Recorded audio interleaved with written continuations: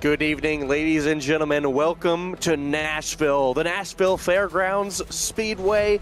We are on, it's night number 2 of the All-American 400 here for the Misfit Racing League.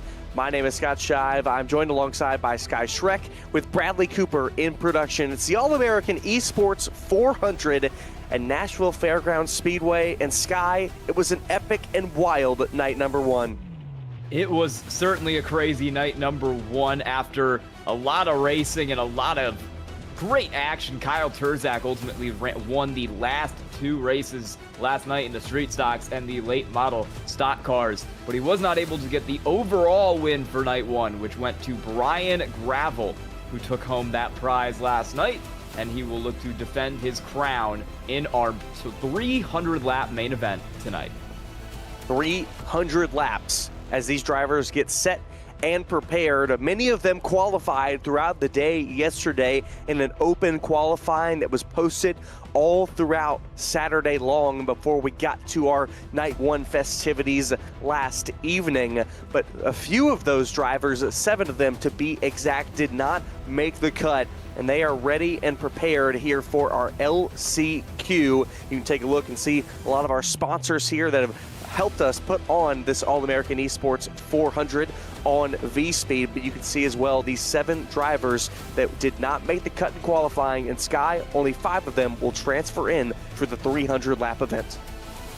Some of these drivers we have in the LCQ we know are very good. Colt Martin had some great results in that 4 car during some of our races last night, so he'll look to back up those results with a good result here in the LCQ so he can make the main event. Christian Peterson, a driver who's always really strong in the Misfit Racing Leagues, is also going to be in this LCQ, so he's another driver who's going to look to get himself into that top 5 and advance. A lot of drivers that we know and a lot of drivers that are really talented here. You can see Nashville, Tennessee, the set and place and mark of Nashville Fairgrounds Speedway, opened in 1904, so over a 100-year history, and paved just over 70 years ago. 18 degrees of banking in the turns, 3 degrees on the front, so fairly flat, and it's almost 0.6 of a mile. We've got a lot of action ready to go. If you were excited about last night, get excited about tonight. 50 laps lie ahead of these 7 drivers, and only 7 will make the cut. Green flag is away from Nashville.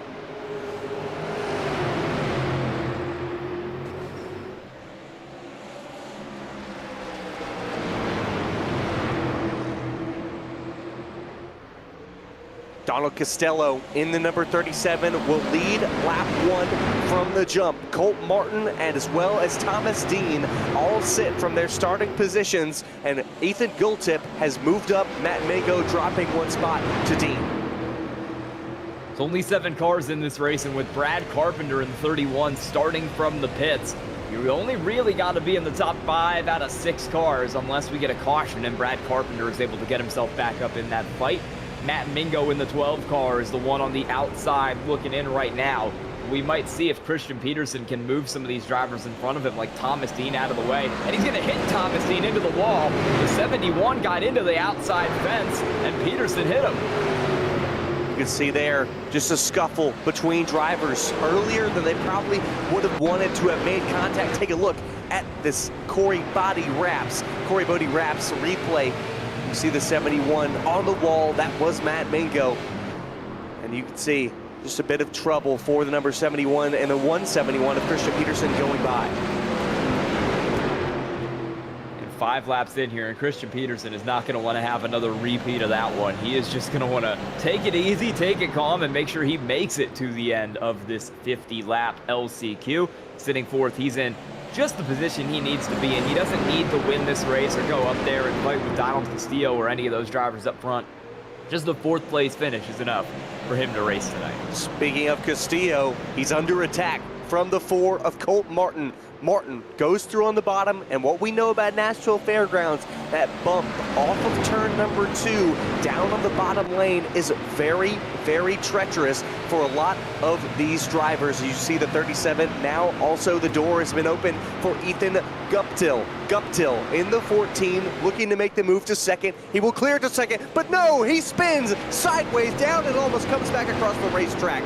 Able to bring it to a stop, but caution weighs on lap 8 as Ethan Guptill was trying to make the move off of turn 2 for second. And Sky, I think he might have hit that bump we were just alluding to. He got some help there from the 37 of Donald Castillo. That car came down off the corner, was doing a little bit of a diamond line to it.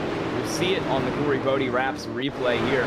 But Castillo just got into the back end of that 14 car of Ethan Guptill and sent him around. Take a look at the Corey Bodie Wraps replay. Yeah, oh, it actually might have been a tap. Yep, I think it was a tap there from the 37 of Castillo. And he is, I believe, going to get an EOL for that one. So the 37 will go all the way to the back of the field, and he will have to drive his way back up into the top 5 if he wants to race tonight. This Midway Recycling yellow flag is pretty good news for Brad Carpenter, though, because after starting in the pits, he's not only right back into this fight, but after that spin, as it stands, Brad Carpenter is going to go up to 5th, and he will be the driver in the cutoff spot. You can see here, Donald Castillo takes the EOL for the cause of the incident, getting into the rear of the 14 of Ethan Guptill. Look at that beautiful 4 for Colt Martin. What a beautiful looking machine.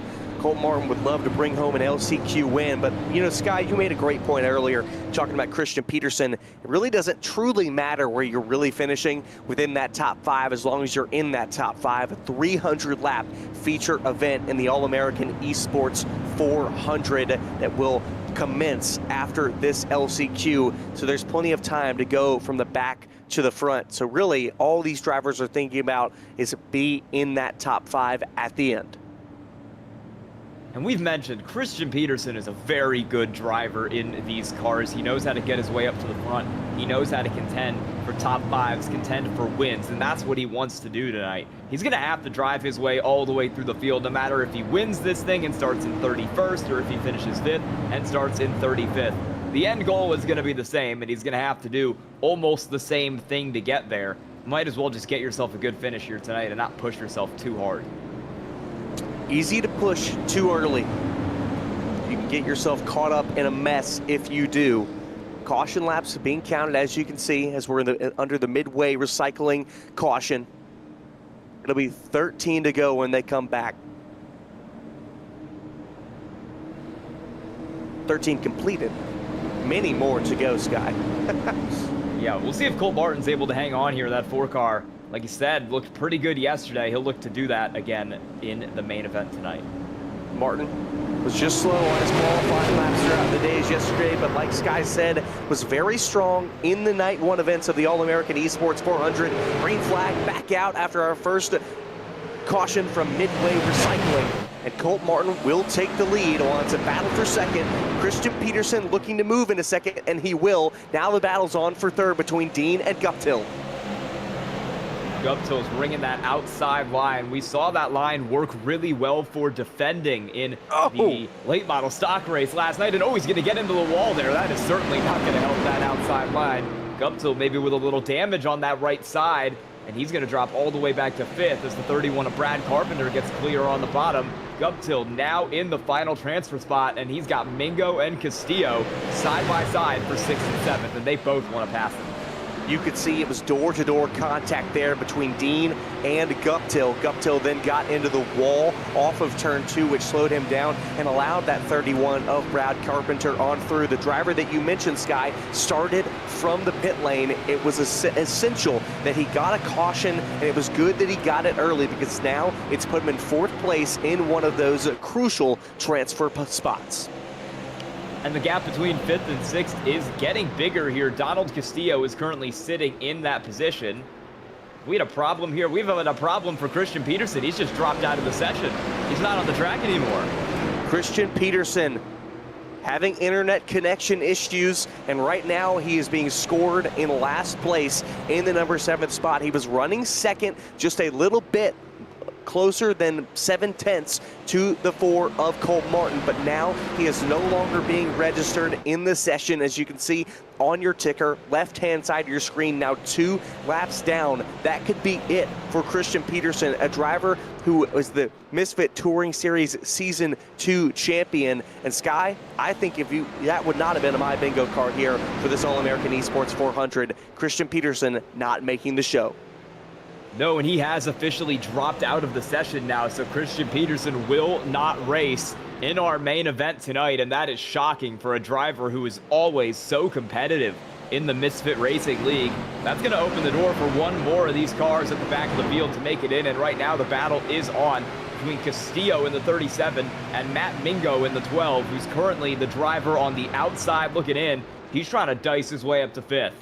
I was going to say, those two you can see 2nd through 4th, Dean Carpenter, Guptill, all close together, but this is the battle to watch. Castillo and Mingo. Mingo, we've seen him run here quite a lot with the Misfit Racing League. We haven't seen much from Castillo, but Castillo would love to make the show tonight. Again, a lot of money on the line thanks to a lot of our partners throughout the Misfit Racing League as well here at V-Speed. But Mingo started in 4th, as you can see, had the problems earlier. But Castillo started on pole and has had more problems. As there we go, Mingo going to get a great run off of turn 3 and move into the final transfer spot. The 37 has got to find a way back. It looks like that car just doesn't have the speed as Mingo's in the wall. Both of them got into the wall there. Mingo hit the fence pretty good, but Castillo got into the wall behind him, so he wasn't able to capitalize on that mistake from Matt Mingo. No one else is really back here. It's a 2.5 second gap from Guptill back to Mingo right there.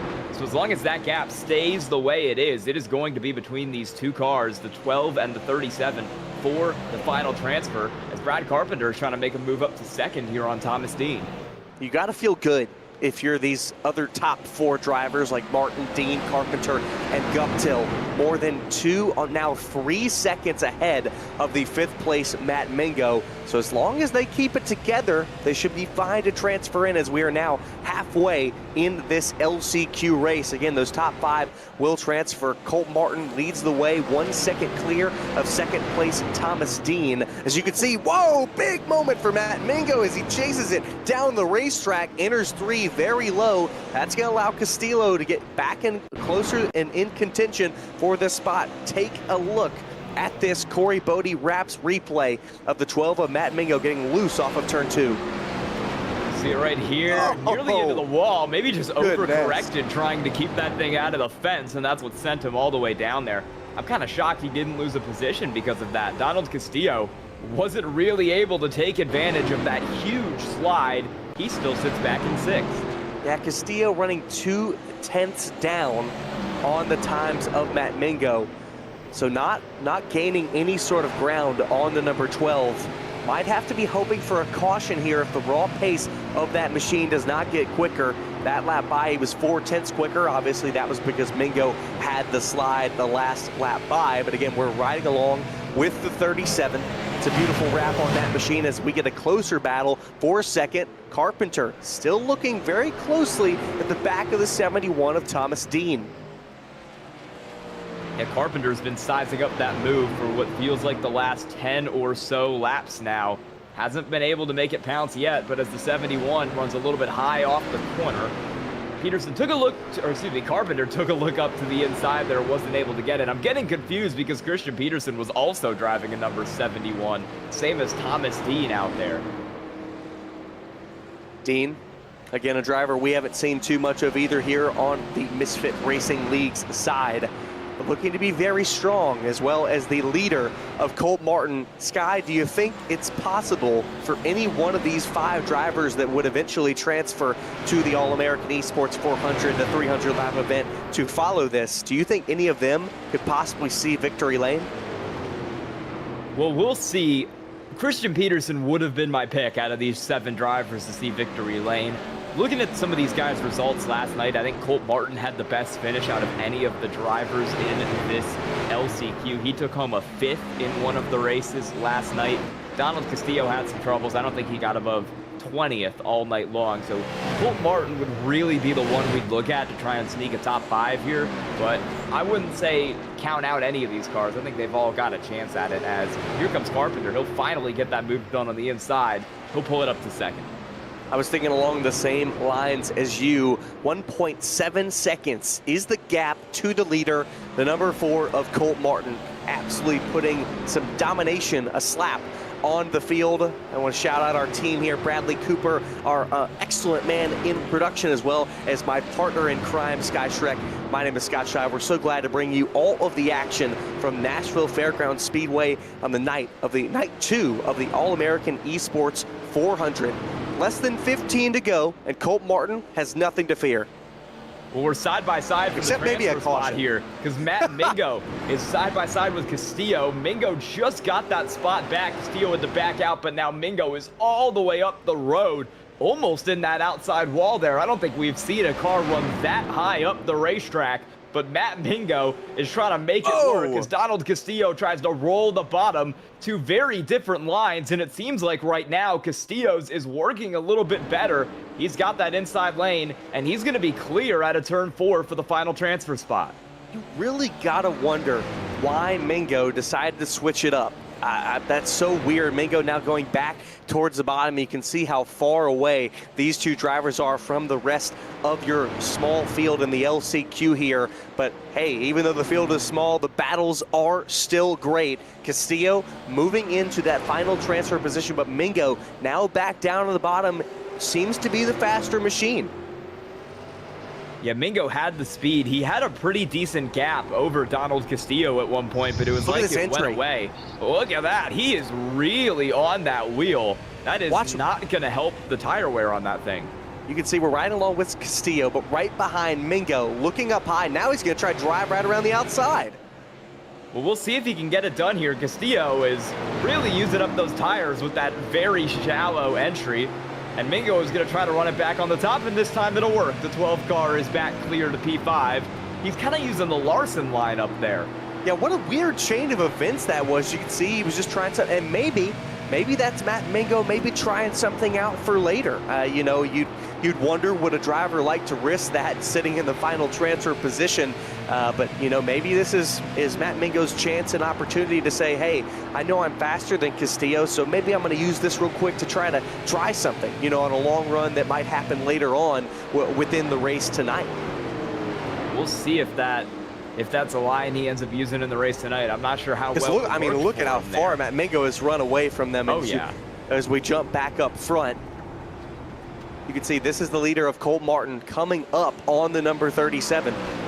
So Castillo about to go a lap down, and his hopes continue to crumble as we linger on later and later into this LCQ event. 6 laps to go across the line for Martin this time. This is Mingo. Now, oh my goodness, 2.5 seconds clear of Castillo. I am shocked by how much Matt Mingo was able to just check out once he got out there. He's running the fastest laps out of anybody right now. I think Matt Mingo is experimenting. I really do. Because he has just gone, on that previous lap, he was about a quarter of a second faster than anybody else on the racetrack. He was still a little bit faster than anybody that last lap. He's got some speed in that 12 car now as we head to the end of the LCQ. And now running the same lap times as the leader of Colt Martin. So Matt Mingo might not be giving up all of his cards in this LCQ race, which, hey, could prove to benefit him later on in this 300 lap feature, because it is going to be about the long run later on tonight. 300 laps here from the Nashville Fairgrounds Speedway. but it's been Colt Martin all on his lonesome out front since our one and only caution presented by Midway Recycling. But Martin would love to wrap this up with a pretty little bow. 2 laps to go. And he's got a big gap, 3.5 over Brad Carpenter, and he's still running at least a tenth of a second faster every lap in comparison to that 31 car. The battle for the transfer has only gotten further away, 4.5 between Matt Mingo and Donald Castillo. As we take the racemrl.com white flag, Colt Martin is gone. He's been flying like the Superman out front. He's been all on his lonesome in that yellow and blue number 4 car, and he's going to transfer his way in and win the LCQ here from Nashville Fairgrounds Speedway on the night of the All-American 400. He, along with Brad Carpenter, Ethan Guptill, Thomas Dean, and Matt Mingo will transfer in to the 300 lap main event. And it's going to be Donald Castillo and Christian Peterson going home. Your 2 drivers who ran qualifying laps but will not ultimately make the All-American 400 tonight. They come up just shy, and Christian Peterson really a stab to the heart there, dropping out of the session with connection issues, and it looked like the 37 of Castillo just did not have the speed at the end of the day. No, he was losing time there a lot at the end. I wonder if he just overheated those tires trying to battle with Matt Mingo, and once Mingo started to pull away, it was just kind of all over for that 37 car. It really was. Colt Martin started second, led 44 of the 50 laps here on our Grout Motorsport post-race show for the LCQ. And Sky, I don't know. We're looking, I think, at a long night, but a good night ahead of us. Yeah, I think we're going to have a lot of good racing here with our 300-lap feature in the super late models. When Misfit Racing League tends to do these longer special event type of races, I feel like they always end up pretty good. And I'm very much looking forward to this one tonight. Oh, absolutely. Me too. And we've got a lot of help and a lot of support from all of our partners here. And you can see the track because we're going to be on this track for quite a long time tonight, just over half a mile in length. And just 0.6 of a mile for itself, 18 degrees of banking, but this track is coated with character all over the racetrack. We talked about the extreme bump out of turn number 2. It's a very rough surface all over the racetrack, and I think drivers are going to have to think about tire conservation at some point tonight, because I see us getting to those long run points where some drivers have saved better than others, Sky. Yeah, and it was a different car last night, but in the late model stocks, we heard a couple drivers say that tire saving and tire wear was really important in the finish of that race, especially with how bumpy this track can be. And we will see if that becomes a factor once again tonight here. I think it certainly will be. There are 2 stage breaks here on lap 110 and lap 220, and I have to imagine those are going to be the 2 stage breaks where pretty much everybody comes down and puts fuel and tires on it. So it's going to be about saving over the course of those 110 lap runs. And that's going to be a long time to be out on track. And you can see you're going to have to make sure that you're keeping your stuff up under you. It's so easy in these super late models to get sideways. You'll see it all next here on the All-American Esports 400. We're going to take you to a quick break, but up next and across the corner and across the way, 300 laps are set to go.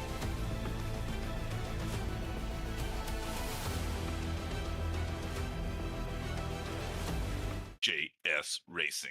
We're in the game.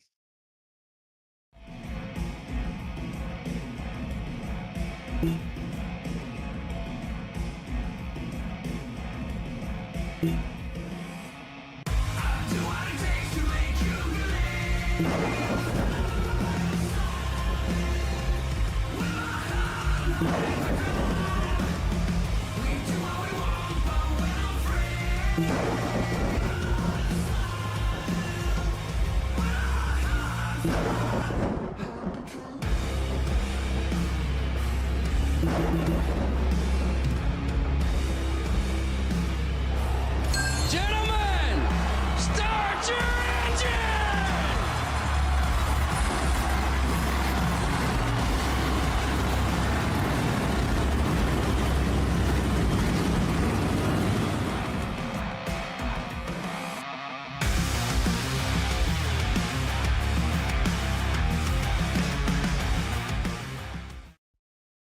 Racing isn't easy, but experiencing it is.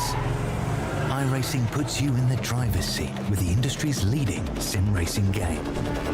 Drive on laser scan replicas of the greatest racing circuits from around the world. Go head-to-head against other drivers chosen by skill-based matchmaking to ensure competitive racing at every level. Compete across all your favorite series.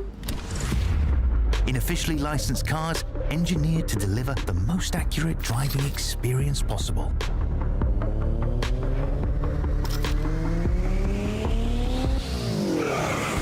Join a race or host your own with players from across the globe. Race against the computer or in a league with friends. Feel the thrill behind the wheel. Visit iRacing.com.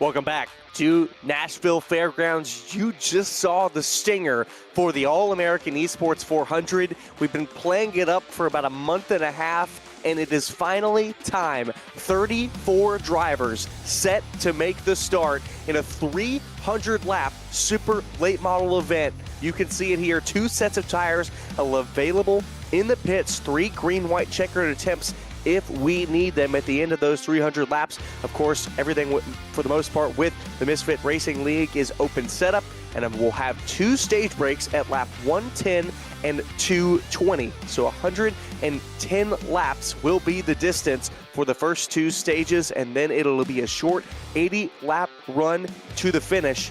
And then we imagine, Sky, those drivers will take elections to take them the tires there. I'm joined alongside by Sky Shrek. My name is Scott Scheid with Bradley Cooper in production. Let's jump into that 34 car starting grid. Ryan Kuhn, the man in the number 72, starting on pole for the All-American Esports 400 with Kyle Turzak in the front row, starting in second.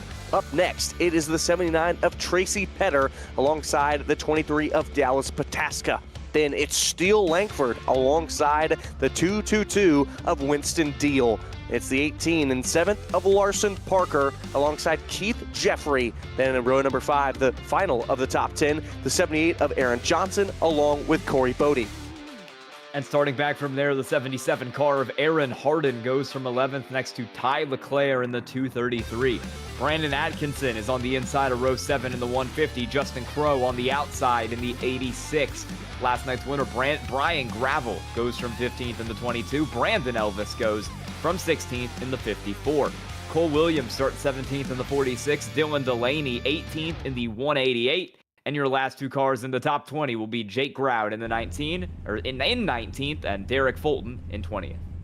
Up next, starting at the front of the mid-pack, it is Chris Shepard alongside Trey Craig. Then it's the 02 of Travis Owens and the 35 of Tanner Berge, 23rd and 24th. 25th, it's Aiden Murray and along with Tristan Pena. 27th, it'll be the 60 of Jesse Janes and the 91 of Stephen Hassett. The 29th spot goes to the 5 of James Lehman, and then it is the 4 of Colt Martin starting 30th, the winner of the LCQ.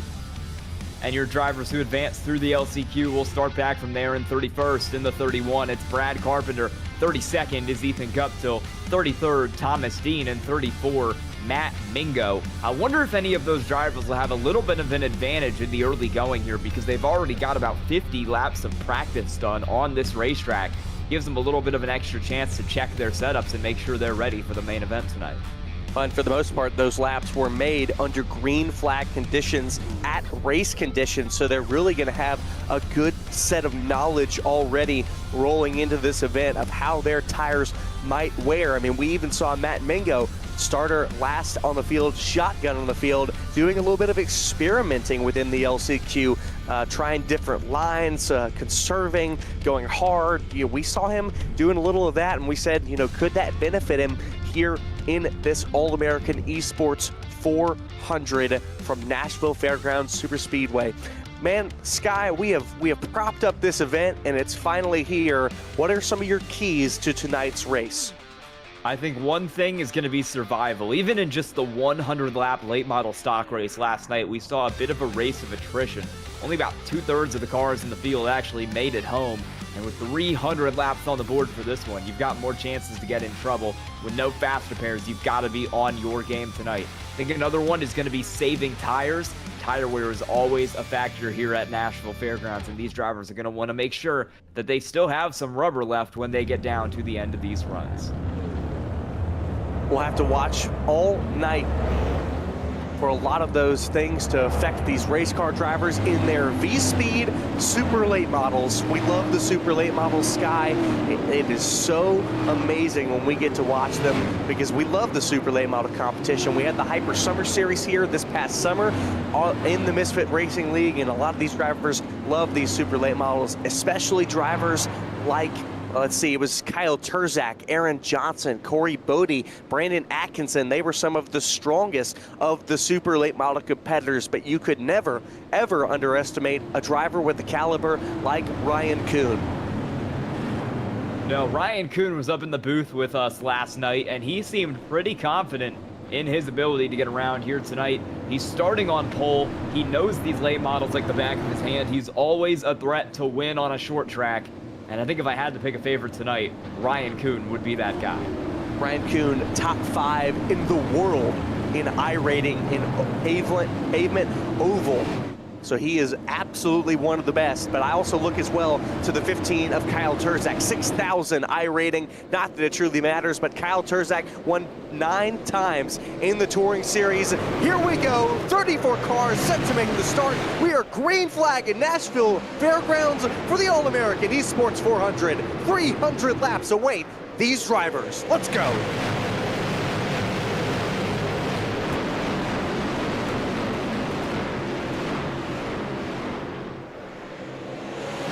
First lap in the books and new leader off the jump. Turzak takes his spot from the outside of the second row to move in front of the 72 of Kuhn. Turzak is going to be a name to watch all night. He is always fast here in the Misfit Racing League. Like you said, winner of 9 races in the Touring Series.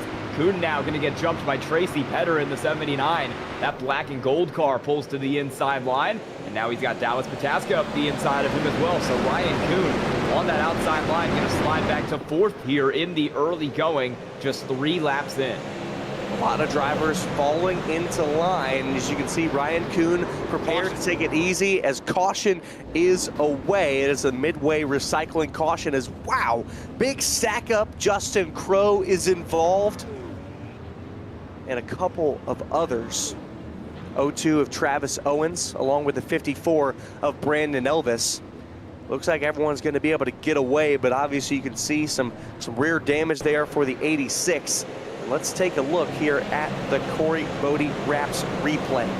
Oh, looks like the 54 might have gotten into the wall first, and wow, a lot of other cars came in and got collected. I saw the 49 of Jake Grout involved in that. He's already 2 laps down. Let's ride along with this 54 of Brandon Elvis to see where this all truly began. This is Owens, excuse me. Oh, Owens, and you can see in the 02, yeah, I mean, he just sees smoke, and I don't know about that. If I was Owens, I'd have been on the brakes a lot sooner than that. I don't know if he was, waiting for the caution to come out, but he kind of piled into that one. A couple cars did there at the end. Justin Crowe just got loose mid-corner, got way up the racetrack, ended up in the outside wall, and then coming out of the turn, Brandon Elvis, I don't think he realized he was going to have a car on his outside, went way high out of there, hit Crowe, and ended up turning both of those cars around. And Crowe got the worst of it, but there were several cars torn up. Chris Shepard got some serious air. Here we can see it. I don't know if the 54 knew that Justin Crowe was on the outside. You can see Crowe was up in that 3rd lane and that 3rd groove and a little bit off the pace, and the 54 was trying to make a move, and even the 22 was on the bottom. That was Brian Gravel, excuse me.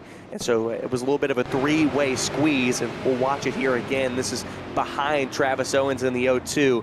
This is what I would have expected. I think Owens was maybe just trying to squeeze a gap and trying to gain positions there, and it did not work out for him. But we obviously saw that. It was just, a bit of miscommunication there between the 86 and the 54 on the front straightaway.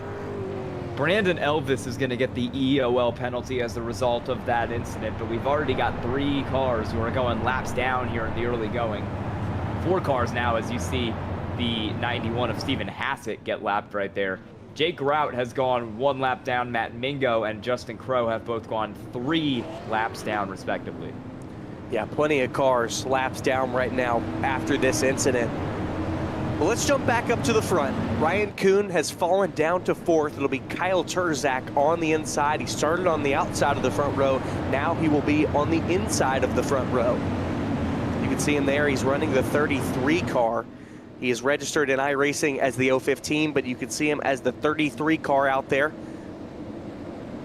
A lot of cars 1 lap down, but a lot of cars undamaged. If I'm someone, Sky, I'm watching what Ryan Kuhn is doing, and I'm following in step. Green flag back out after our first midway recycling caution. Yep, never a bad idea to just follow what Ryan Kuhn is doing, because he generally knows what he's doing, especially in these super late models. He's backing it off a little bit early in this run, maybe trying to save a little bit of rubber here for the second half. We saw him lose a couple spots there early. I don't think he's pushing it quite as hard as he could, being a bit gentle out of the corners behind the wheel of that 72 car, as Terzak is gone up front, and Steele Langford is on the charge, but he won't get further than second, because the caution will fly for Ethan Guptill, torn up hard on the front straightaway. Midway recycling cautions, as you can see, it's Ethan Guptill losing the rear fenders. Let's take a look at the Corey Bodie Wraps replay. Whoa, big hit to the inside wall for the 14 of Guptill. Guptill was one of our 5 LCQ transfers, but let's take a look at what put him into the inside fence. Looks like he tried to come down on the 50 of Tristan Pena, and I think he overreacted, got stuck to that outside wall, and then that sent him spiraling down. Watch along right in front. You see he's a couple cars ahead. This should be a lap behind, so we'll watch along, see where this incident begins.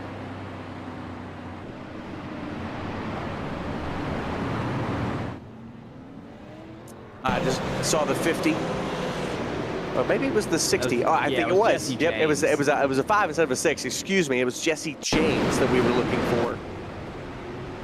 Yes, there we go. Jesse James here. We're riding along with him. Oh, right behind him. Yep, you can see it. And James was the car in front to the inside of the 14 of Guptill. And it looked like Guptill didn't quite know that James was down there, quickly reacted, pointing his steering wheel to the right sky and making contact with the outside wall. We already have our first 2 DNFs of the night. Justin Crow and Stephen Hassett have parked it for the night after that lap 3 incident. They will both be done, and they will finish 34th and 33rd, respectively. You see one of those damaged cars there get a wave around. I think that's Chris Shepard.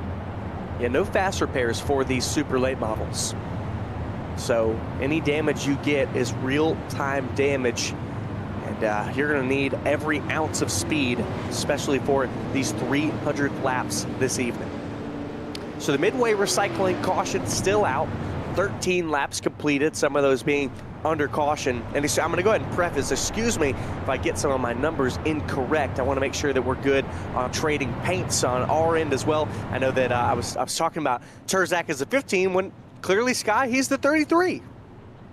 Yeah, we might have a couple instances of that, of cars with confusing numbers, because you see Terzak is up here in the 33, and then you've got Steele Langford on the outside also running in the 33. So Terzak is the beige colored one, Langford is in the black and blue one. Well, and interesting enough for us as well, Terzak normally does run that 15 here in the Misfit Racing League, choosing to run the 33. And it's a beautiful looking machine. I think we got a lot of beautiful looking machines out here on the field. We still have a lot with us and hope we can keep as many B-Speed super late models on the field as we can. As many keeping racing. Let's get it back underway. 14 laps complete, on to lap 15 of the All-American Esports 400. Terzak's going to get a pretty good jump once again there. He seems to really like that inside lane on the restarts where he's able to take off. Langford is in second. He had just gotten up to second when that caution flew. Didn't get a chance to challenge the 015 of Terzak, but Langford clearly has a lot of speed in that car. Was your second place points finisher in night 1 of the All-American Esports 400. He will look to turn that into a first place finish for tonight. Still Langford in the 33 running second. Then it is Tracy Petter in the 79 running in third. Ryan Kuhn now down in 5th spot, allowing Dallas Pataska in the number 23 to move into 4th position, exactly where Pataska started. Other drivers on the move. The 46 of Cole Williams currently running in the 14th spot. We've still got 2 wide action back here in the rears. Got some cars working a little higher there. That's the 77 of Aaron Harden with some pretty significant damage on the front end of that car. Oh, we got a car around further back behind these drivers. Derek Fulton. Derek Fulton is backwards. Derek Fulton in the number 7. Had a bit of a moment off of turn 2. Almost was able to save it, but not quite enough. I don't think he got any help here. I think he just got loose over the bump in that 7 car, and help them get sent around. Take a look at the Corey Bodie Wraps replay. Finding here the 7. Yeah, just getting a little loose off of turn 2 for Derek Fulton in his Dodge number 7. And Sky, it's the most treacherous place on this racetrack, that dip right there. And you can see him already getting loose, car bottoms out. He tries his best to save it there. He goes back left, back right, but he just can't get a handle on it, and ultimately ends up making some pretty substantial contact with that inside wall. Oh, that'll be quite a bit of damage there for the 7 of Derek Fulton. Some drivers electing to come into the pit lane. Mostly drivers that have been involved in any of our incidents, because again, these drivers only get 2 sets of tires. And if it's very easy, Sky, to go into the pits for damage and then forget to click off your tires and accidentally use them. Yeah, you really got to make sure that you don't do that right here, because you only get 2 extra sets of tires for the rest of the race, and if you use them, you are going to be out of luck, because you're going to have to go about 150 laps on 1 set of tires, which is going to be really, really difficult at a normal short track, not to mention this one that chews up tires like it's bubblegum. They're going to need to be on it all night long. So looking at the field, driver on the move, the biggest moving driver up towards the front of the field is the 5 of James Lehman in 19th after starting 29th. So already drivers being able to move quickly through this field. James Lehman doing the best of them all. James Lehman was pretty fast in night 1 of the All-American Esports 400. He was consistently running up towards the front of the field. Missed one of the races, so he didn't get up in the top 10, but we saw he had a lot of speed, had a highest finish of 4th in one of the races last night, and he will look to maybe bounce back from his bad qualifying effort and find himself further up the field in the main event. So good job for Lehman so far. We have doubled them up, and we are getting them ready and racked for another set of green flag action. It's the Midway Recycling Caution, the 3rd of the evening. Of course, we always want to make a mention and a note of our cameras provided by Dougie Beard. That's why you're seeing all this awesome, good, amazing action. Let's get back under green. Another good jump for Kyle Terzak. Steele Langford continues to try to hang around on the outside, but so far he just hasn't been able to do it over the course of these restarts. Ryan Kuhn maybe getting back on the attack here as the caution flies. He'll get 4th, and there is a parking lot in turn 3. Let's take a look. Oh, it's the 54, Brandon Elvis involved. Travis Owens in the 02 involved as well. They were both involved in our opening incident. Oh man, Brad Carpenter slow, as well as Colt Martin, 2 of our drivers that made their way in the show from the LCQ. This is going to start with Colt Martin and Brad Carpenter on the Corey Bodie Wraps replay. 4 car is going to run it a little low into the corner, and he's going to get tagged behind by the 31. Tries to save it, can't save it. Massive hit to that outside wall, and that's a huge collision with the 54 of Brandon Elvis. That's night over. That will likely be night over. EOL for Brad Carpenter, although he is going to have to get some damage fixed on that car as well. Watch this again. You can see Colt Martin, just trying to enter the corner. Watch this evasive move as well for the 77 of Aaron Harden. Ducks into the pit lane down there to move away and make sure he didn't get any damage involved with that. So great evasive action here as we ride along in the 17 media in-car cam with Aaron Harden in the number 77. You can see carnage in front. And oh my goodness, Colt Martin. That is a really, really tough break because I think he was really fast. Yeah, he was trying to move his way up through the field after winning the LCQ, but that will almost certainly be night over because I do not see how he's going to recover from a hit that massive to the nose. He had to tow it back to the pits. I don't know if he has any power behind that 4 car. That'll likely be terminal. No, Jesse Janes did a great job as well of evading, but Janes already 8 laps down on the field after getting involved in the 2nd incident on the front straightaway. So a lot of cars getting involved in some action, none of them coming from inside the top 10. And the top 10 trying to hopefully keep it that way. Yeah, the cars up front so far have done a pretty good job of sticking it up front and not having any problems. Like you said, most of the accidents have come from the mid-pack or even further back in the field. I think Kyle Terzak and some of these guys up front are going to want a bit of a green flag run, though, so they can get a little bit of momentum under their belts and really start racing with the tire wear.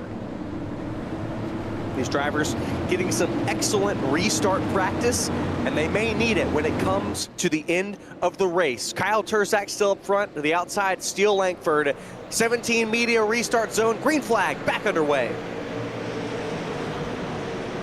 Langford's doing a good job of holding steady with Kyle Terzak up there on the high side, but Terzak just accelerates quicker out of that corner, gets the power down, and gets clear.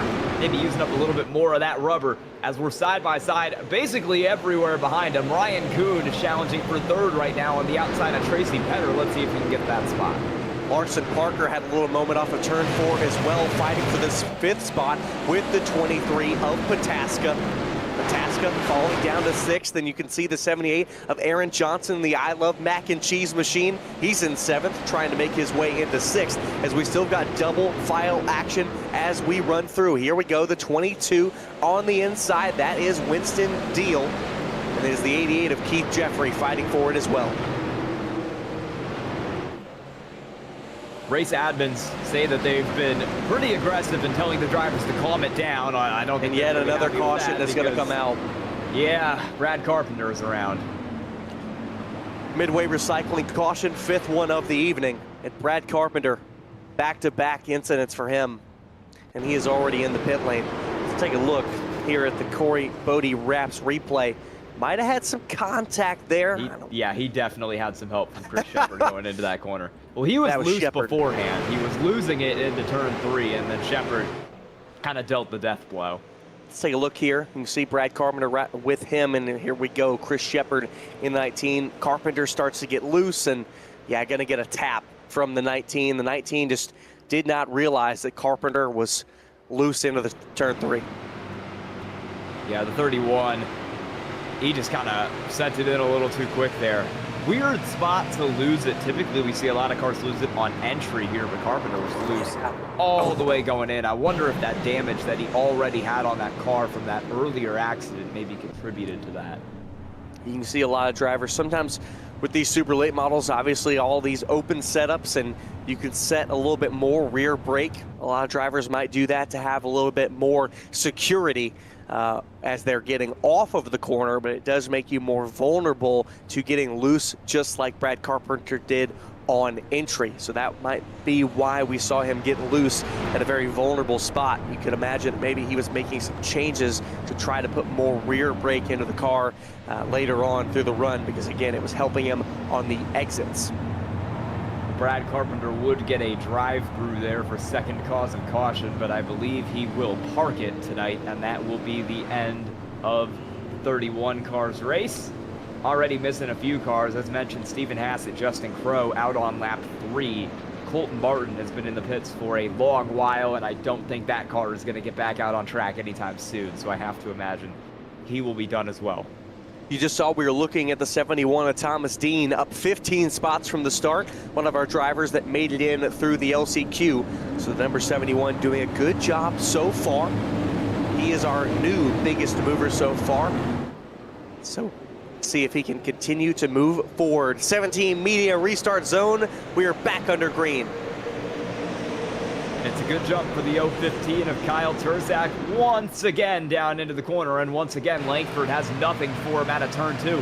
He'll pull to the inside. Terzak got a little bit loose there out of the corner, and that let Langford stick on his bumper, and we'll see if he's able to generate some momentum back there and maybe put a pass on him pretty soon. Side by side once again for third. That battle has been going for about 2 restarts now and does not look like it's going to calm down. Tracy Petter racing with one of the best in the 72 of Ryan Kuhn. Kuhn going to fall into line now. He's been sitting in 4th pretty much for the most part all night long. The driver who started on pole, another battle for position. Dallas Pataska on the outside. He started up in the front 2 rows, but now he's falling back a little bit. On the inside, it's the 78 of Aaron Johnson. Ryan Kuhn made his color commentary debut up here on V-Speed last night, and he was having a pretty good time up here in the booth with us watching last night's race. Maybe got to study what some of these other drivers around him were doing based off of what they did in the late model stock race in night one. So we'll see if that helps him any here in the super lates. There aren't many drivers with better analytic knowledge than the 72 of Ryan Kuhn. I bet that was a great experience for you, Sky, getting to sit in with Ryan Kuhn and just hear and get behind the mind of such a strong driver. Sitting in fourth right now, 40 laps complete this time, 260 to go, and only, 70 to go here in stage one, because again, we will have a stage break at lap 110. And I'd have to imagine the pit stops are going to come on lap 110 here for most of the field. A lot of drivers will come down and take tires in that pit stop. You've got 2 extra sets of tires other than the one that you start with, and I think those are going to be taken at lap 110 and 220 right on those stages, and it'll be a tire-saving race for all 110 laps until we get to those. Well, and so far, you know, we talked about how important tires were going to be, Sky, but right now we run most of our laps under caution, so these tires really haven't gotten a lot of wear on them. That will allow drivers to go harder in these short runs. Already, I think we're on our longest green flag run as we look throughout the field. This is the 50 of Tristan Pena. Pena currently running in the 18th position, up 8 spots from his 26th starting spot. This is a driver that we've seen here on and off here with MRL. I think he last raced in one of our events at North Wilkesboro. It was a fairly strong young driver. That 50 currently running in the top 20. Worth noting in regard to the stage break and the pit stops tonight, we will have live pit stops at the stage break. I know some late model races in real life, when they do that stage break, they give everybody about 5 minutes to work on the car. We will have live pit stops, so you can gain and lose positions on pit road. Everyone here at the iRacing side has some of the fastest crews in the business, and they will have to get it done when it comes time to make those pit stops. Again, a lot of these drivers that don't get any damage will make their scheduled pit stops at those stage breaks where they will have live action pit stops. The top 6 have formed their own sort of breakaway, but it's a 0.5 of a second, half a second lead for the 33 of Kyle Terzak over the 33 of Steele Langford. If you were wondering where the piece of fender on entry to turn 1 that we saw for a couple laps there came from, it's off the 46 car of Cole Williams. He scraped the fence pretty good going down the front straightaway. You see him right there. And while he got stuck in the fence, it ripped the whole front part of that car off. And that is going to be some pretty significant aero damage for that 46 that he is going to have to deal with for, I'd say, a pretty good chunk of time unless he gets a caution and can get that fixed. He's now under threat from Aiden Murray. I wouldn't be surprised if he free falls through the field. Yeah, you could see already on entry there the 46 of Cole Williams getting tighter. That nose damage, an air feeding and almost creating a stop block right on the front of his car, making him a little tight on entry. Just lost 3 spots right there. He was running in the top 15. Or at least he's getting lapped by those up in the top 15. Cole Williams, yes, he was. He is in 18th spot now. You saw Tristan Pena go by. Now it is going to be the 7 of Derek Fulton, who we saw was a spinner on the backstretch earlier. He's back up into the top 20 now as we jump back to this front group of 6. It is a 3-way fight for the 3rd position. Steele Langford has fallen. I know that I think our iRacing is jumping up and around. Yes, Steele Langford has now fallen to the 79 of Tracy Petter. Petter, we saw earlier, Sky fighting with Ryan Kuhn. Well, now he's in front of Langford. Yeah, Petter got that move done for P2, and we'll see the lap times at the line. He's going a little bit faster than Kyle Terzak every lap, which might be what he needs to try and close that gap up to the 115 about halfway here through the first stage of this race. Ryan Kuhn knows he has about 250 laps left in front of him. I wonder if he's just going to bide his time back here, save his tires, and maybe wait till right before that stage break comes to start trying to make the moves. I mean, you think about the stage breaks, and really, you just got to be up probably in the top 5 by when it comes to the end of stage number 2 at that stage break, because from there on it'll be an 80-lap dash. But obviously you don't want to be too far back, because the more cars you have to pass, the more tire you have to use passing those cars. For the first time tonight, we are getting into lap traffic. Our leaders are having to deal with it for the first time, and that's something, Sky, that we didn't mention yet either, because it will be a big factor on these green flag runs. And you're speaking of tire wear. I think Steele Langford might have some tire wear coming into effect, because he has just been passed by the 72 of Ryan Kuhn for P3 as these cars start to negotiate lap traffic. Let's see if maybe some of these lap cars can help Larson Parker get a run in that 18 car to try to get P4 away from Steele Langford. That 33 is struggling. Ryan Kuhn is starting to pull away from that car. This is a battle for position up here in front of him. This is Jake Rout and Aaron Harden, both cars a lap down. They're racing for position as Ryan Kuhn and this pack of cars, 3rd through 6th, is going to try to lap them all. Well, and they'll be advised to stay high, even in their own fight for position. See those 2 cars staying up towards the top side. Other drivers on the bottom. Steele Langford. Larson Parker was looking for a move on the inside out of turn number 4 last time by. Was not able to get the move done. It's going to be more difficult to make moves like that, Sky, as they are going through that lap traffic. The leaders, though, now with those out of the way, are fairly clear for quite a while of said lap traffic. Yeah, we got a couple cars in the wall back there running at about 9th. I believe that might have been Corey Bodie in the 44. Right now, we're looking at Keith Jeffrey. That is a lot of 8s. In the 88. Yeah, I was about to say, started 8th, running 8th, driving to the 88. He's got it all going down right now. But he's running about 0.2 of a second behind that 23 car of Dallas Patasco right in front of him. Patasco has dropped a little bit through the field today. Started up in 4th, has gone back to 7th, and he might go back to 8th. Keith Jeffrey able to get the move done. Jeffrey, looking at the lap times, just a 10th off of your leader of Kyle Terzak. So these front, I mean, I'm pretty much the top 10, all within 0.2 of a second of each other. So really fast times being run by all of your front runners. And it's a good looking 88. Look who, a driver right behind in 9th position that we have not talked about yet this evening is the 44 of Corey Bodie, a driver that we know is great in the super late models. He is the champion of the Hyper Summer Series Season 2 that we just wrapped up at the beginning of September. This is a driver that I would expect to be in that top 5, but yet he's just been mired back at the back of the top 10. Yeah, Corey Bodie hasn't been able to move through the field like we might expect a driver of his caliber to do. We'll see if he's able to jump up there later on in this race, but for now, look, he is kind of stuck back in that 9th position. Started in 10th, so really has not gone anywhere. Aaron Johnson is trying to go somewhere. He is really looking to the inside of the 18 of Larson Parker right now, as that 18 car is starting to get a little bit loose, and Aaron Johnson, who was biding his time for most of the first part of this race, is now trying to pounce. Johnson, car will always make me laugh. I love mac and cheese machine. I'll always get a kick out of that. 6th place, looking for his bid for the first time to put himself into the top 5 in the All-American Esports 400. 66 laps, 65 complete, now on to lap 66. Let's look along with Trey Craig in the number 155, currently running in 12th, but really trying to hold off the 150 of Brandon Atkinson, excuse me, the 15 of Brandon Atkinson.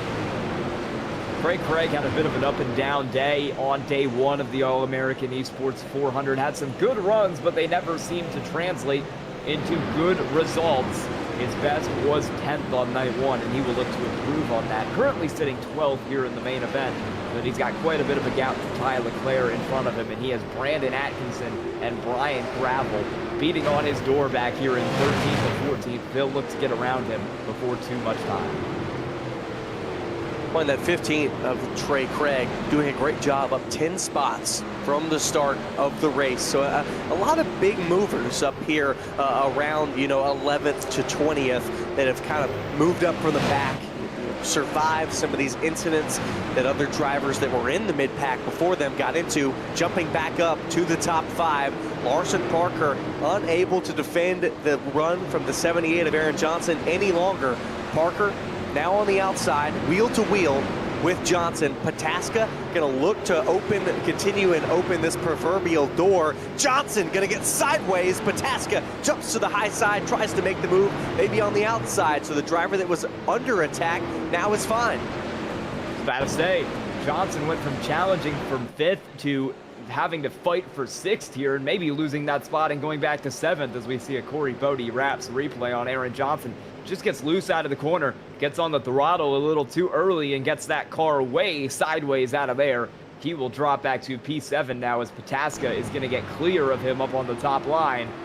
Keith Jeffrey, the 88, is the next car in line, getting ready to pounce. Right along with the 17 media in-car cam right there.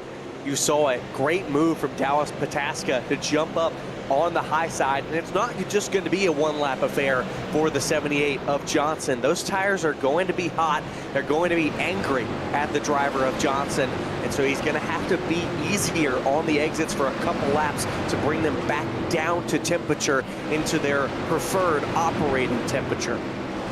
Yeah, he's going to need to be easy on those tires to cool them down, or else he is just going to get more and more loose, and he's going to wear those tires faster and faster, which is going to give him a big headache for the last 35 laps of this run, as if he didn't have a bit of a headache already after how close he was to spinning that car out. We're going a little bit deeper in the field right here. You've got some battles going on. This is that one we were showing you earlier. Brian Gravel in the 22, right behind Brandon Atkinson in the 150.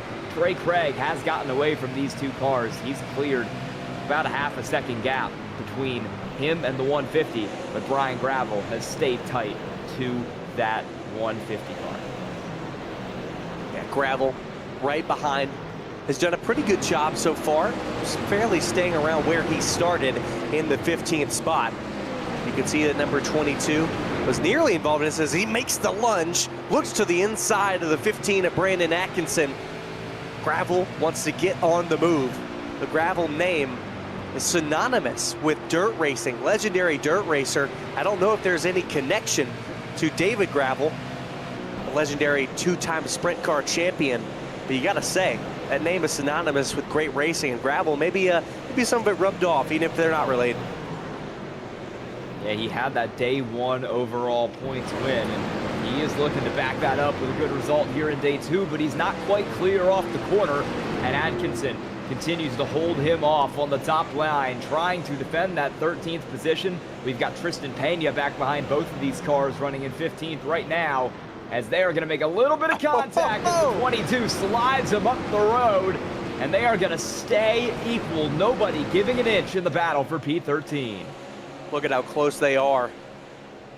Atkinson doing a great job on the high line. And as the minute I say that, he gets into the outside wall. And as we know about these super late models, they are like magnets. Atkinson going to be able to survive, though. Still challenged. Put that nose on the outside of Gravel. And so Gravel has not gotten away with it yet, not moved into P13. Atkinson is not going to give this one up.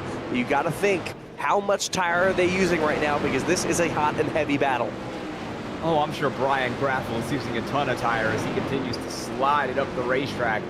Some of these drivers are probably going to hope that the clouds that are settling over the speedway right now end up lowering the track temperature a little, because otherwise they could be in some trouble as they're still making contact.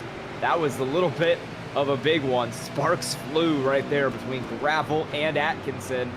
And Atkinson still running high, and he's still being pushed high by Gravel, who is sliding up, almost diamonding the corner, and it still can't get him clear. These two cars are going at it right now. Atkinson all the way up in the third lane trying to make something happen.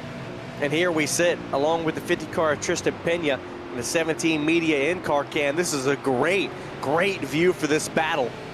The 22 still trying to move by as, wow, Atkinson bounces off the wall, and he finally might have to give it up, and he will have to give it up. What a move there by 13th Brian position. Gravel. Give it to Brian Gravel.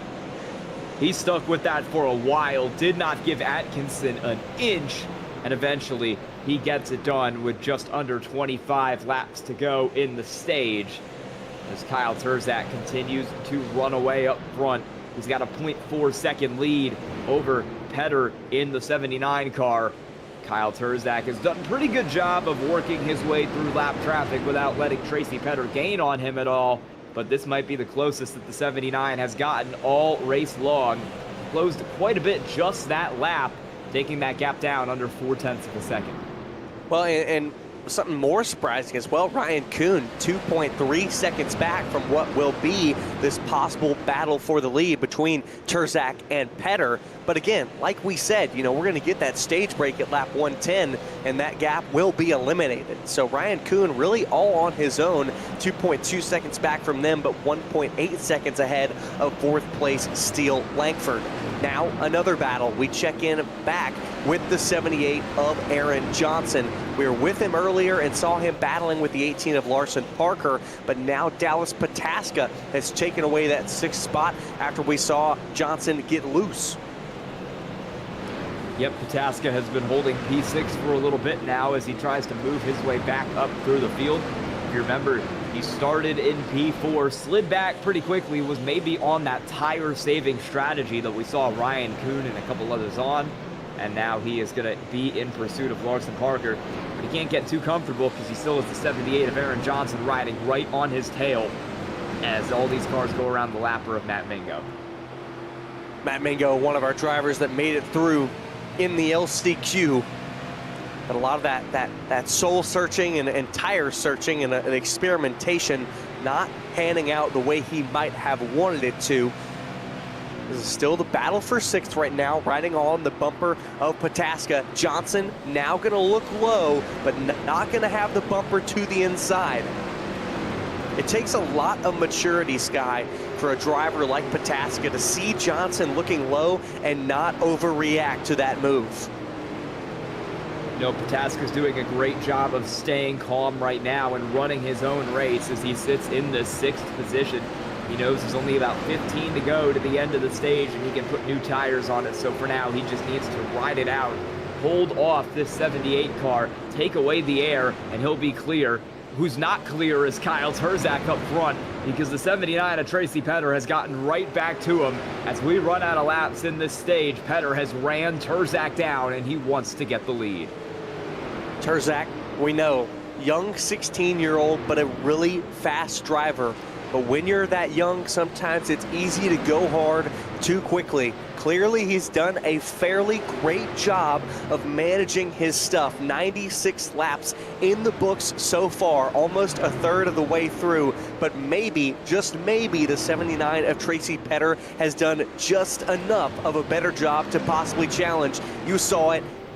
Turzak in the wall a little bit. Now it's going to draw even, draw contact. Petter into the door of the 33 of Turzak. Still looking low. Left side's down to the yellow line. Petter would love to take the lead before the end of the first stage. How hard of a time will Turzak give him? I think Turzak is going to give him everything here, and Petter is loose as they head through turn 1, and he has to back out. That'll give Turzak the spot back for now with 12 to go. Will Tracy Petter be able to get back to him and resume that move for the lead? Did Turzak burn up his tires a little bit too early? Petter really played the long game, spent about 80 laps running that car of Kyle Turzak down, and now when it matters the most, is going to have maybe the tire they need to get around him. You saw Turzak did a great job in pinching down the 79 of Petter and not allowing him to make that move to the inside. So right now, Petter could have a little bit of the tire advantage, but of course, Kyle Turzak has the track position advantage, and he's going to use that to every extent. You can see it, Turzak sideways as we ride along with the 17 media in car. Turzak, like you said, going to give it everything, Sky. Yeah, Petter is there right on the bumper, really sending it in the corner, but the caution is going to fly right in front of these leaders. Got some cars slow at the back. I think Tristan Pena is going to be the cause of caution on that one. Midway recycling caution, the 6th of the day, and Tristan Pena was running inside the top 15, right behind our battle earlier that we saw with Atkinson and Gravel. We've got great shots from riding along with him, but let's take a look at our Corey Bodie Wraps replay. And I looked away at our moment for a second, but it looks like he might have just spun on his own and then gets a tap there from the 46. He might have gotten in the back of the car in front I think that was Brandon Atkinson. We'll take one more look at that on the Corey Bodie Raps replay to see what happened. He definitely did take a little bit of a tap from the front there from Brandon Atkinson. I'm not sure if that car just checked up more than he was expecting or if he got on the throttle too early. Either way, who was that got that tap? And Aiden Murray was the car that got the second. There we go, Aiden Murray. You know, and it might have been that Atkinson just had a slower car through the center. Pena's car looked to be rotating well through the center, and you could see Aiden Murray in the 72 collecting some right front damage on the fenders there.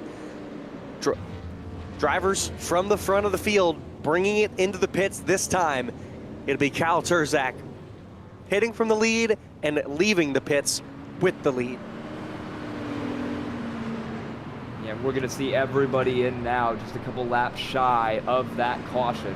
Well, and this has been made out. Yeah, oh yeah, we are going to make this a stage break. Okay. Race control. This is your stage 1 break. Yeah, race control will deem that this is the stage break, like you said. So, drivers are going to have to run a little bit longer than maybe they were expecting in stage 2. We'll have to. We're gonna take a quick side-by-side break, a GC Spider side-by-side, but we'll be back. We are a third of the way through in this All-American Esports 400, and it is Kyle Turzak that leads. JS Racing. We're in the game.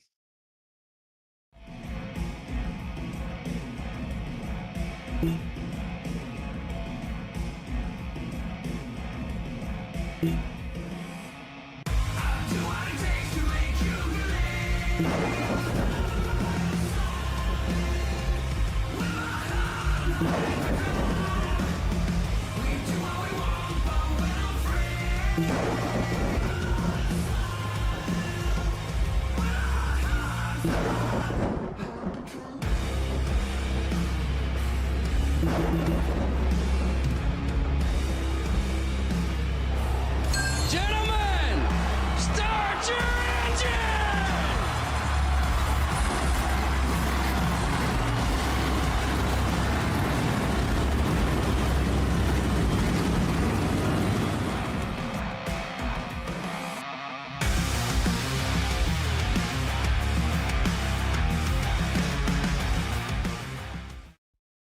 Racing isn't easy, but experiencing it is. iRacing puts you in the driver's seat with the industry's leading sim racing game.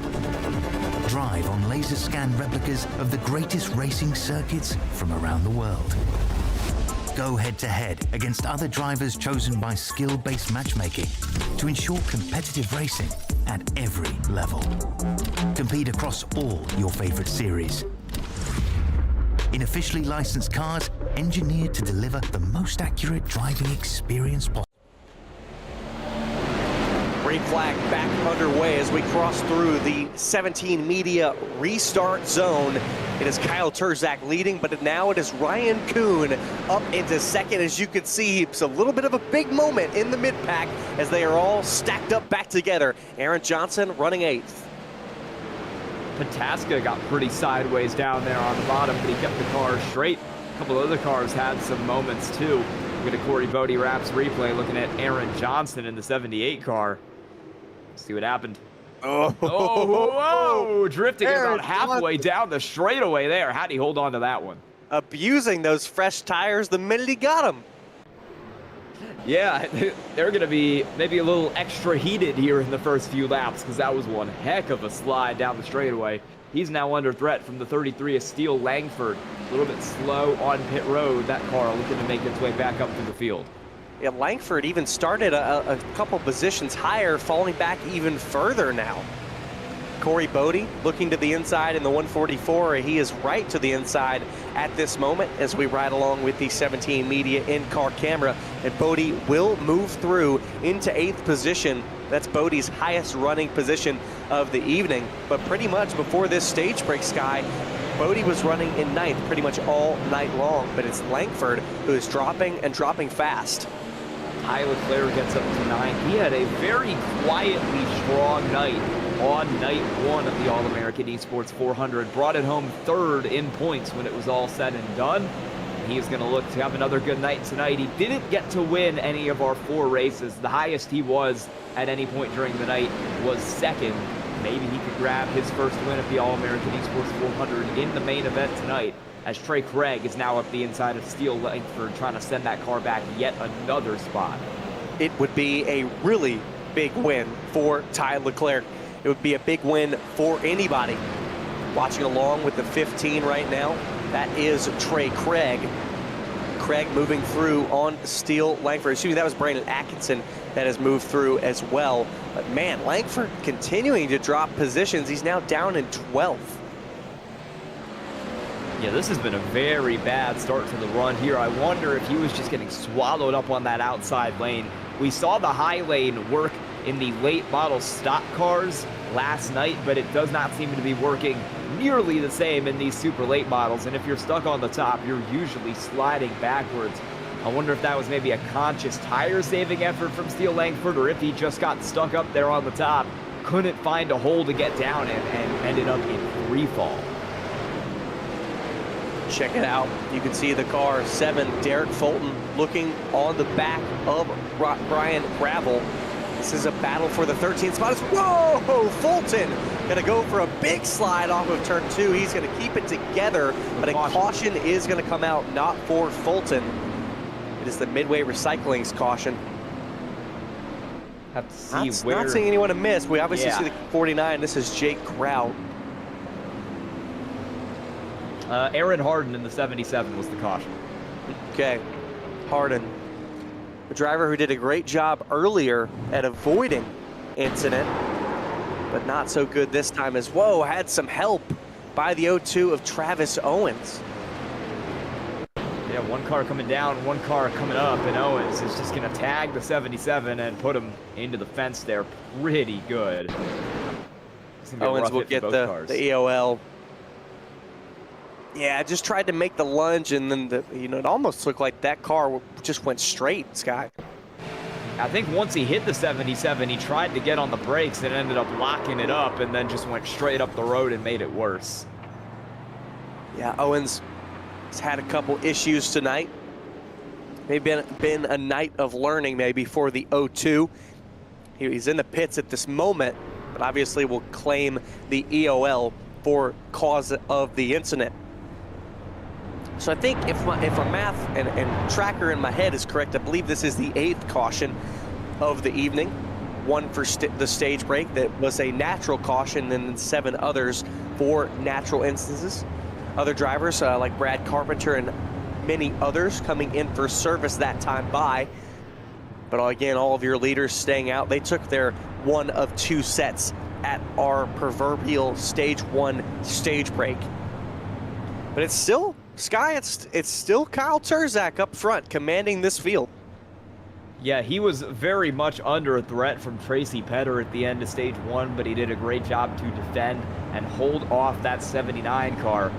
And Kyle Turzak has done a great job to keep that thing out front. Took the lead right on the race start and has not relinquished it. He'll have Ryan Kuhn in his rearview mirror when we get going once again here in stage 2, and that is maybe one of the people on iRacing you very much do not want in your rearview mirror. No, I would be extremely concerned, but that's the thing, Sky. You can't think about it too much. You can't let the driver behind you affect you. We saw earlier drivers looking low.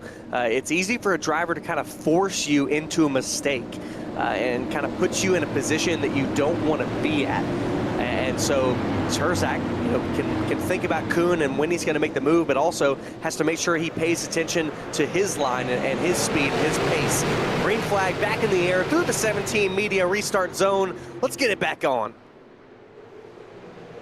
Because Kyle Turzak gets away with another good start on the inside. Petter is challenging Ryan Kuhn, trying to find his way back up to P2, where he spent about the second half of stage 1, but Kuhn is too fast right now, and he's got that second spot locked up pretty easily.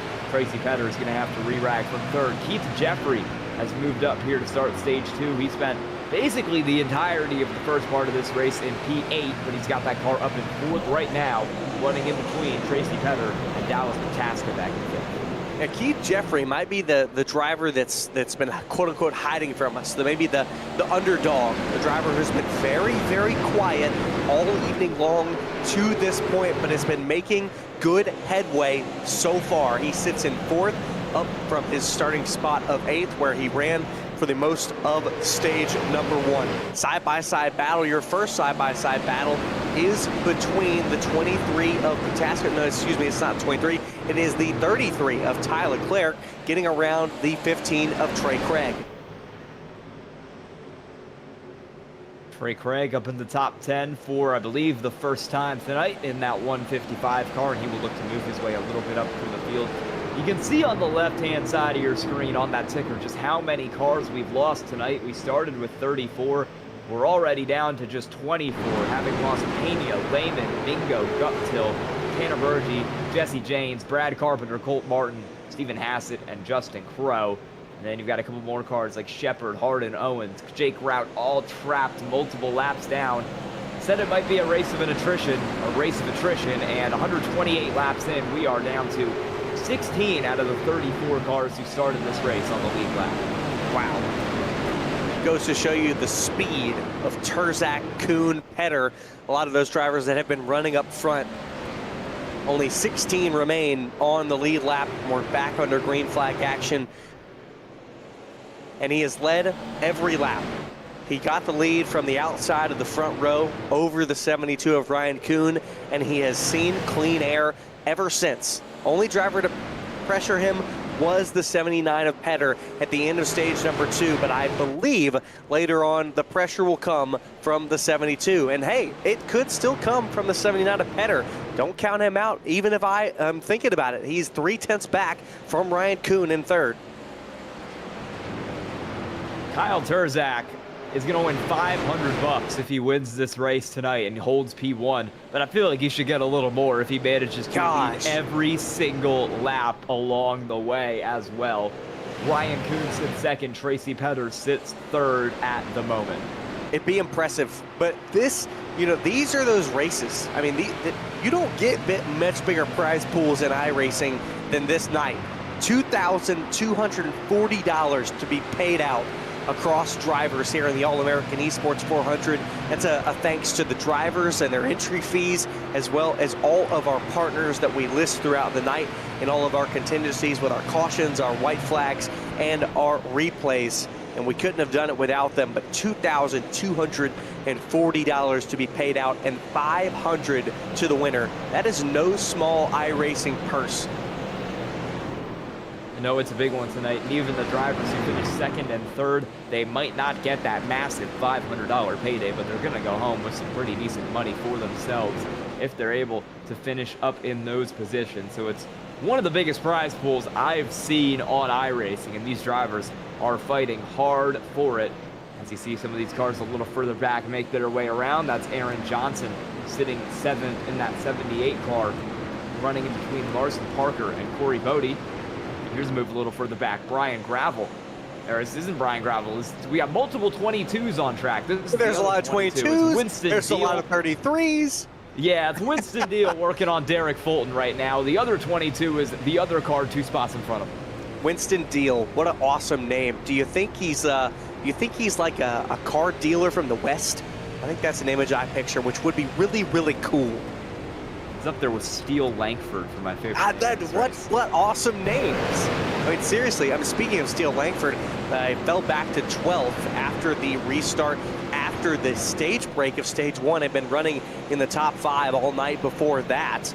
But Langford has now solidified himself in 11th, but he's 0.8 of a second back from Trey Craig, who sits in the 10th spot. You can see that big gap back there to 10th place. So Langford obviously does not have the machine that he had earlier in the run. He's under pressure from Gravel, Fulton, and drivers like Deal and Atkinson.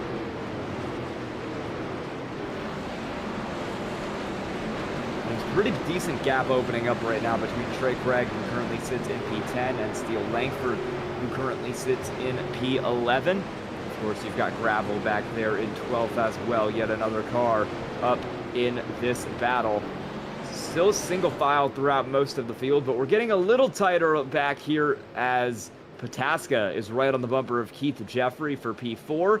And then you've got Larson Parker and Aaron Johnson 6th and 7th as these two cars try to navigate a little bit of lap traffic right now. Lap traffic coming into play once again. You talked about Pataska right on the bumper of the 88 of Keith Jeffrey. See Aaron Harden in the 77 there on the outside going a lap down. So drivers still having to navigate, still having to manage all these drivers still out there on the field.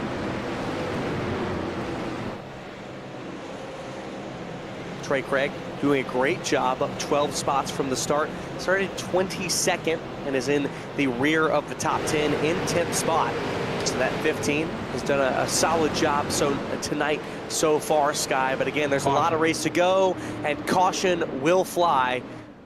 The Midway Recycling's caution is for the 46 of Cole Williams. And this was just a self-spin here. He grabbed the apron as he was coming off the corner, and the thing just launched sideways on him. So easy to make those small mistakes, especially as the tires continue to wear. You can see the bumper back on that 46, but with that dent, and yep, just clips the apron on the exit of turn number 4 and sits rearward facing to the rest of the field. That's not a fun sight if you're in the driver's seat of that.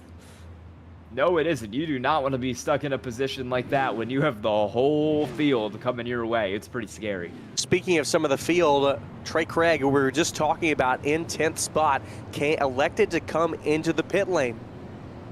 Okay, so some strategy being played here. I have to Atkinson imagine, in as well. I have to imagine he took tires last time, so I'm wondering what the play is here. Is he gonna? This is his second time in the pits, so maybe a fuel-only call. Surprised to see that. I feel like track position is going to be important at the end of this night. And Craig, right now, it looks like he's being scored in 15th, so not losing too many spots, because again, there were only 16 cars on the lead lap. Him and Brandon Atkinson were the only lead lap cars to come into the pit lane that time. It'll be an interesting strategy. We'll see if it pays off. I wonder if anybody else is maybe having some fuel issues, or if that was potentially a stop to try to get them not to the end of the stage, but to the end of the race. Maybe so. I don't know about a move like that though, because you're guaranteed to have another caution at the second stage break. So it's not like you're gonna cycle in front of all these drivers by them coming into the pit lane under green and you gaining all that time. The only gain would be cycling up to the front. Again, if that happened, fresh tires would overtake you fairly easily. We'll see what the play ends up being. Dallas Pataska's just dropped out of the session. Connection issue for the 23 car. He has blinked out and he is not coming back in. So maybe an internet cut for Dallas Pataska. Wow. Might be done for the night. Pataska was running, we're top 6, top 7 all evening long. 7th was his lowest running position of the night and was running in that top 5 for pretty much most of the night. We saw the hit to Christian Peterson in the LCQ having connection issues, and it falls on Pataska here in the feature. Looking back up front through the 17 media restart zone on to lap number 48. We are nearly halfway in the All-American Esports 400. And that'll shake up that front running order a little bit. Oh, yeah, we're going. That was Aaron Johnson. This is some drama. Aaron Johnson's in that bright yellow car down there on the bottom. Caution is out. Let's see who this is for. Oh, it's a parking lot. Brandon Atkinson is around in turn 3. Atkinson just came into the pits, was the last car on the lead lap, as well as it looks like another 86. Quite knowing who that is. He got more than a little help here from Chris Shepard going down into the corner, and Thomas Dean also got turned around from Travis Owens in a little bit of an ARCA brake scenario. You'll see the first car go around there. Oh, and Harden getting a little bit of it on the too. Second hit. Harden getting into it, yeah. Brandon Atkinson trying to elect some strategy play, and it put him right in a mess that he wouldn't have been if he had not come into the pit lane. You saw it all start there from some shuffling off of turn 2, slowing them down the back straightaway. And it was just a simple checkup from the 15. and the 19 of Chris Shepard did not see it in time. So the All-American Esports 400 here from the Nashville Fairgrounds. We are halfway complete, 150 of 300 laps, Sky, and we have not been short of action. No, we've had some pretty good racing so far. Aaron Harden basically immediately quit out of the race after that wreck, so he will be your next car retired from the field tonight, as we are already down to about 14 here on the lead lap. It's going quick. Halfway through. It is going quick. Only 23 cars remain from the 34 that started. Chris Shepard EOL is going to get an EOL, and, well, where was he running? He was running 9 laps down in 24th, so I think he would have been EOL anyway. He absolutely would have been. Shepard just trying to continue to make some hay, being 9 laps down, trying to continue to move forward as drivers maybe exit the session after damage. Look at Jake Grout. Look at all that damage on the number 49 car. Grout, you know, a competitor we would have thought might have been in the top 15, but you know, that's what some of these incidents can do to you. You have nowhere to go, and it can put your car in a position like this where Grout unable to really move forward that much on his own. Yep, he is 4 laps down now under this latest midway recycling yellow flag. He's been in the pits 7 times tonight as he's just had to try and fix damage on that 49 car. We're going to go back green here on lap 152, just past halfway, and it'll be Kuhn and Terzak once again up on the front row. A driver to watch for always trying to make a big move. 78 of Aaron Johnson in the inside of the 3rd row. Green flag back out through the 17 media restart zone. Let's get it back and going. As always tonight, Terzak is going to get a great jump on that front row to immediately get clear. And just like last time, Ryan Kuhn makes quick work of Tracy Petter, doesn't let that car challenge him at all for P2. The battle is going to be for 4th as Aaron Johnson in the 78 has a peek to the inside of the 88 of Keith Jeffrey right now for that 4th spot. These 2 cars are side by side out of the corner. Jeffrey's trying to get clear, but he's just not there yet as the 78 continues to fight back. Jeffrey now clear, that time off of 4, clear into 4th position for the 88 of Jeffrey. It is Johnson running in 5th, where he started on the restart, but then it's Larson Parker in the 18, look to the inside of the 33 for a moment. Now it's the 33 of Steele Langford right behind as we ride along with the 17 media in car. Great shot there on the bumper as we watch these cars do battle. It's been tight here for the top 10 for most of this race. Ryan Gravel, oh, car around. Winston Deal with the 222. He is going to save it. Never mind. He's going to go around with some additional contact. And that'll bring out the yellow. Another driver getting sideways out of turn 4 that time. So 2 separate incidents in this next midway recycling caution. This being caution number 10. It's the battle of the 22s.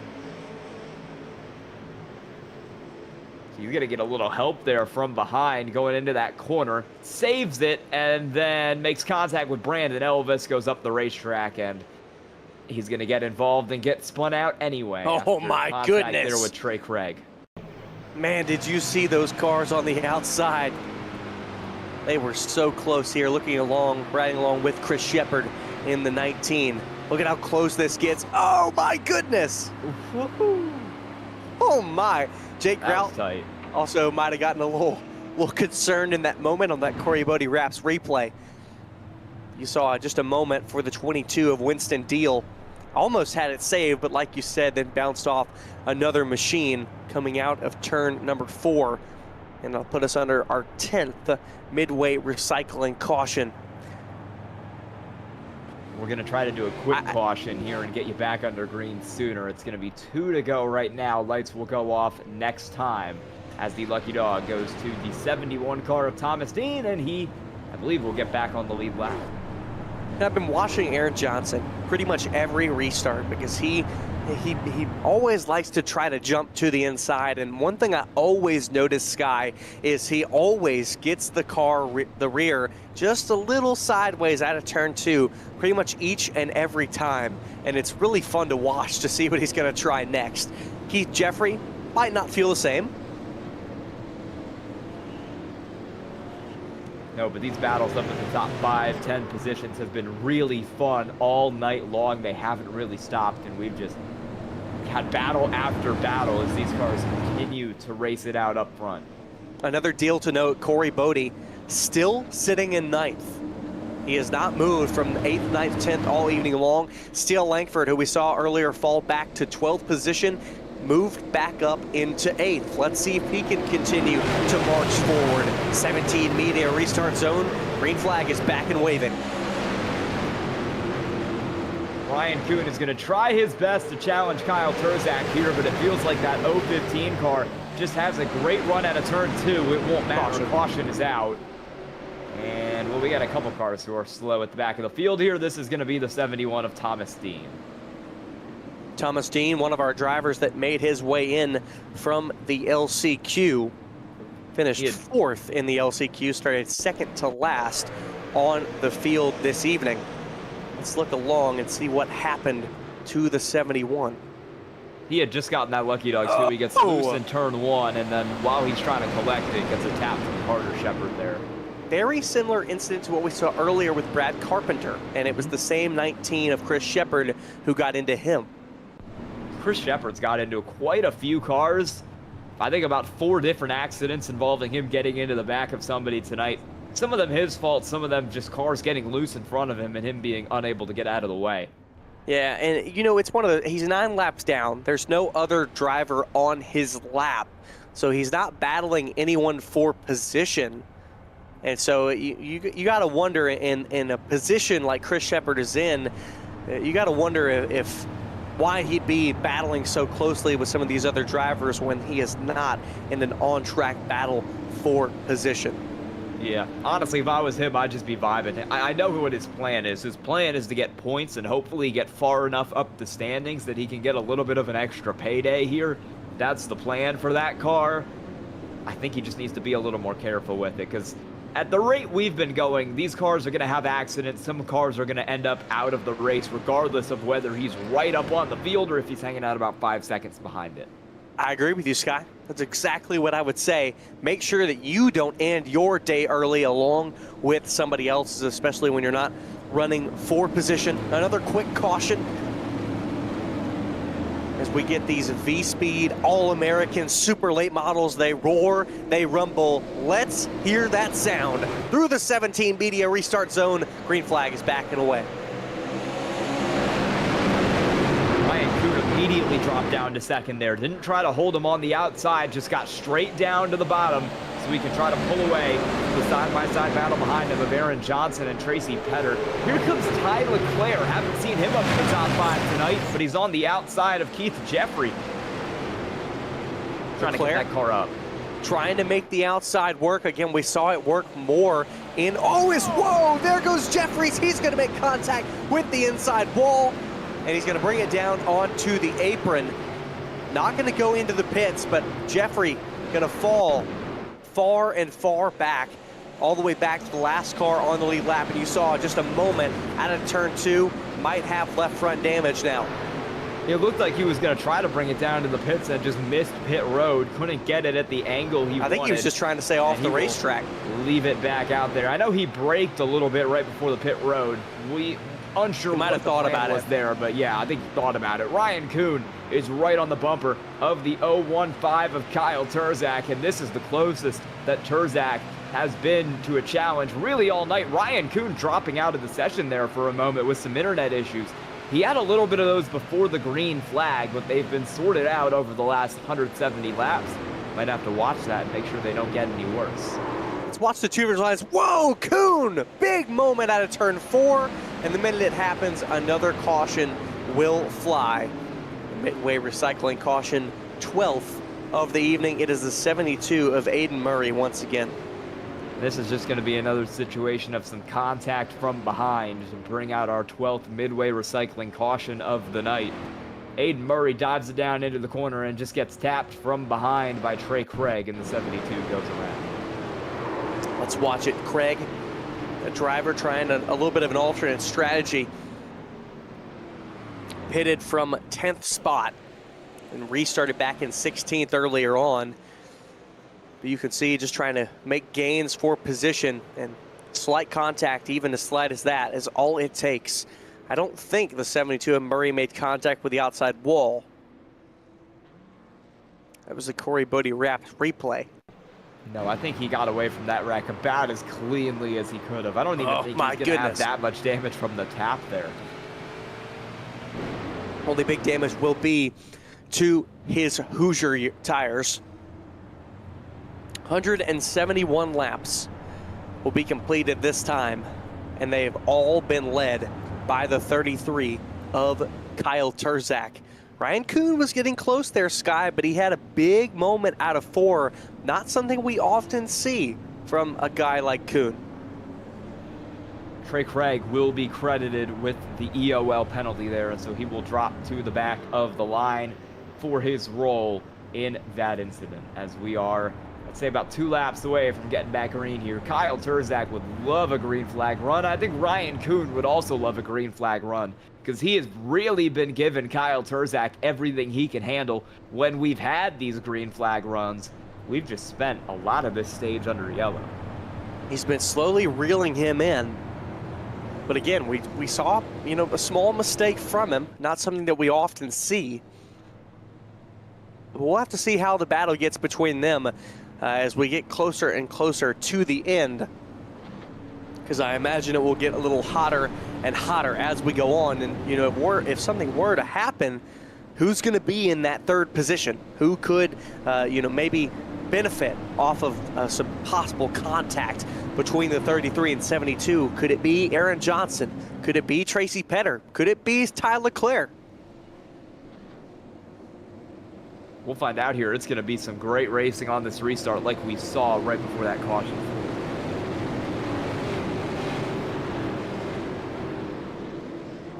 Another caution, but back under green flag conditions. Great jump once again for Turzak. Kuhn is again immediately going to pull down to the bottom. He wants that inside lane. It's the fastest way around right now, and it's the one that allows him to put pressure on Kyle Turzak. The thing is, Turzak has not blinked. As much pressure as Kuhn is putting on him, Turzak has been perfect in response. Led all 174 laps tonight. Will he win 126 more?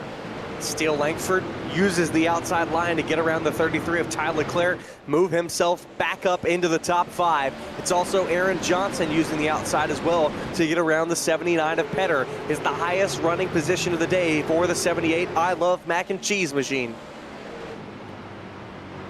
He's been getting up there. A couple cars are at their highest running position of the day right now. We've seen Steele Langford started up in 5th, went in free fall. Now he's back up there. Highest he's been in stage 2. Ty Leclerc up in 6th. Highest he's been all night was P5. Corey Bodie finally starting to drive his way up through the field as he sits in P7. And Ryan Kuhn is going to take a peek to the inside for P1, but he doesn't have it, and he has to back out. Has to back out of turn 4. It's been Kuhn's vulnerable position if he's had one all evening long. Look at the 2 different lines being run by these drivers. Turzak for sure in the 2nd lane, all the while Kuhn getting fairly close to that double yellow or the single yellow line in turns 3 and 4. But obviously a little different here in 1 and 2. A lot of these super late model drivers, these V-Speed super late model drivers, really want to avoid that bump out of turn 2. But again, look at the difference in lines they're running right now. Kuhn, look at that. Look at how straight that wheel is. He's barely turning it to the left here through the corners. I feel like he's almost running it a little more to the right here than he is to the left. That's a result of the setup that 72 car has. Caution flies. Brandon Elvis is wrecked. Brandon Elvis, 54, got involved in a couple early incidents, but has been fairly clean since then. But on lap 181, gets involved. Let's take a look at the Corey Bodie Wraps replay for the 54 of Brandon Elvis. 15 of Brandon Atkinson up top.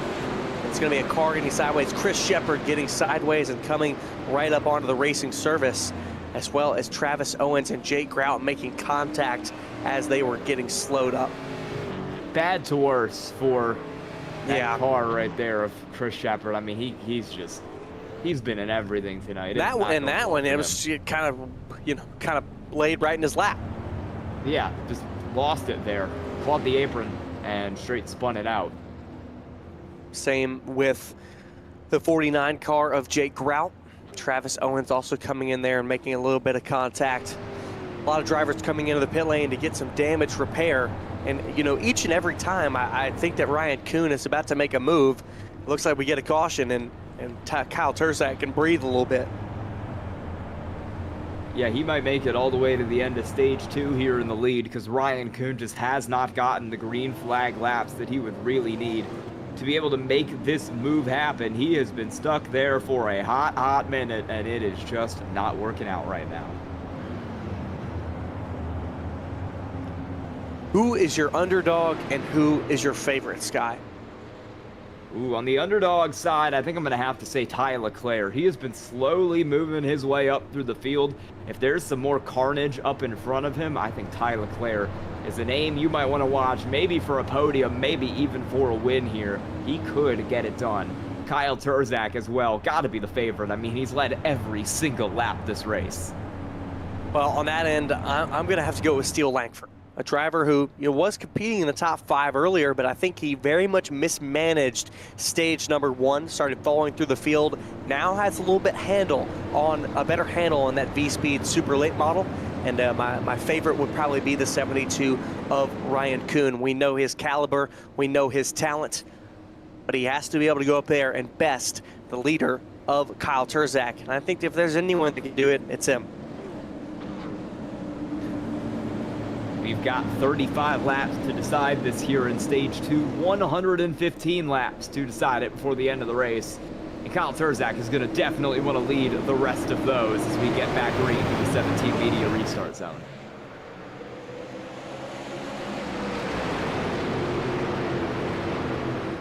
Better jump this time for the 79 of Tracy Petter. Look to the inside for a moment on Kuhn. Kuhn will leave the door open for the 79, but the spot will be filled on the outside by Steele Langford. So Petter will have to battle with Langford. What can Langford do here? He was up in the top 3 spots earlier, but he's had to fight his way back through the majority of stage 2 after dropping all the way through the field right at the start. Does he have what it takes to get back up there? Does Ty Leclerc have what it takes to get back up in the top 5 as he's stuck a nose around the outside of Aaron Johnson, and he's a little loose off the corner, so he will get stuck back in P6. You can see Trey Craig right there down on the apron, was coming out of the pit lane for some damage and some extra service. This is the 33 of Ty Leclerc. Aaron Johnson restarted in 3rd, but has fallen back to 5th. Langford was able to get around on the outside. Langford seems to be one of the best to restart from the outside line. He's been doing a good job. He's got a little bit of a gap up in front of him here. I wonder if having to battle up through the field has maybe damaged his tires a little more than he would like and would hurt his ability to get back up to 3rd here before we see the stage end. There sits 6th, Bodie sits 7th. What are these cars going to do? Time winding down, 110 laps remain until we pay out $500 to the winner. Derek Fulton in the 7 in the Dodge machine right there in the blue, getting a little loose off of turn 4, although Thornton has put himself back up Fulton has put himself into the top 10 for the first time today. Few drivers fight back for position as they have been heavily damaged throughout the evening. It's Jake Grout and the 71 of Thomas Dean. Dean, the last car on the lead lap, Sky. The Grout, couple laps down. Yeah, Grout is a few laps down there, but he's still working it, just trying to get some points out here, just trying to get some positions back if we have more incidents. Ryan Kuhn is finally back to the bumper of Kyle Turzak, and knowing how this race has gone, I think Ryan Kuhn being at his bumper might be a signal of a caution, but we'll hope to get some green flag racing in here because this battle is going to be electric if Ryan Kuhn is able to take away the lead from Kyle Turzak and be the first driver other than that lead car to lead laps all night. It would be the first official lead change as Ryan Kuhn started on the pole, but the lead was taken away before Kuhn could even grasp it. out of turn number 2 on lap 1. And since then, it has been Terzak in that beige number 33 all evening long. In the first stage, we saw Kuhn drop back and roll and ride in the 4th and 5th spot. But this entirety of stage number 2, he has held in second and has looked to challenge. Here he goes, taking a little peek to the inside there. He's running lower out of turn 4. Will that be what he needs as he continues to close in on Kyle Terzak? This battle gets closer and closer as we hit the lap 200 mark here in just a few more times around. Time is starting to run out if you want to make a move for the lead of the race.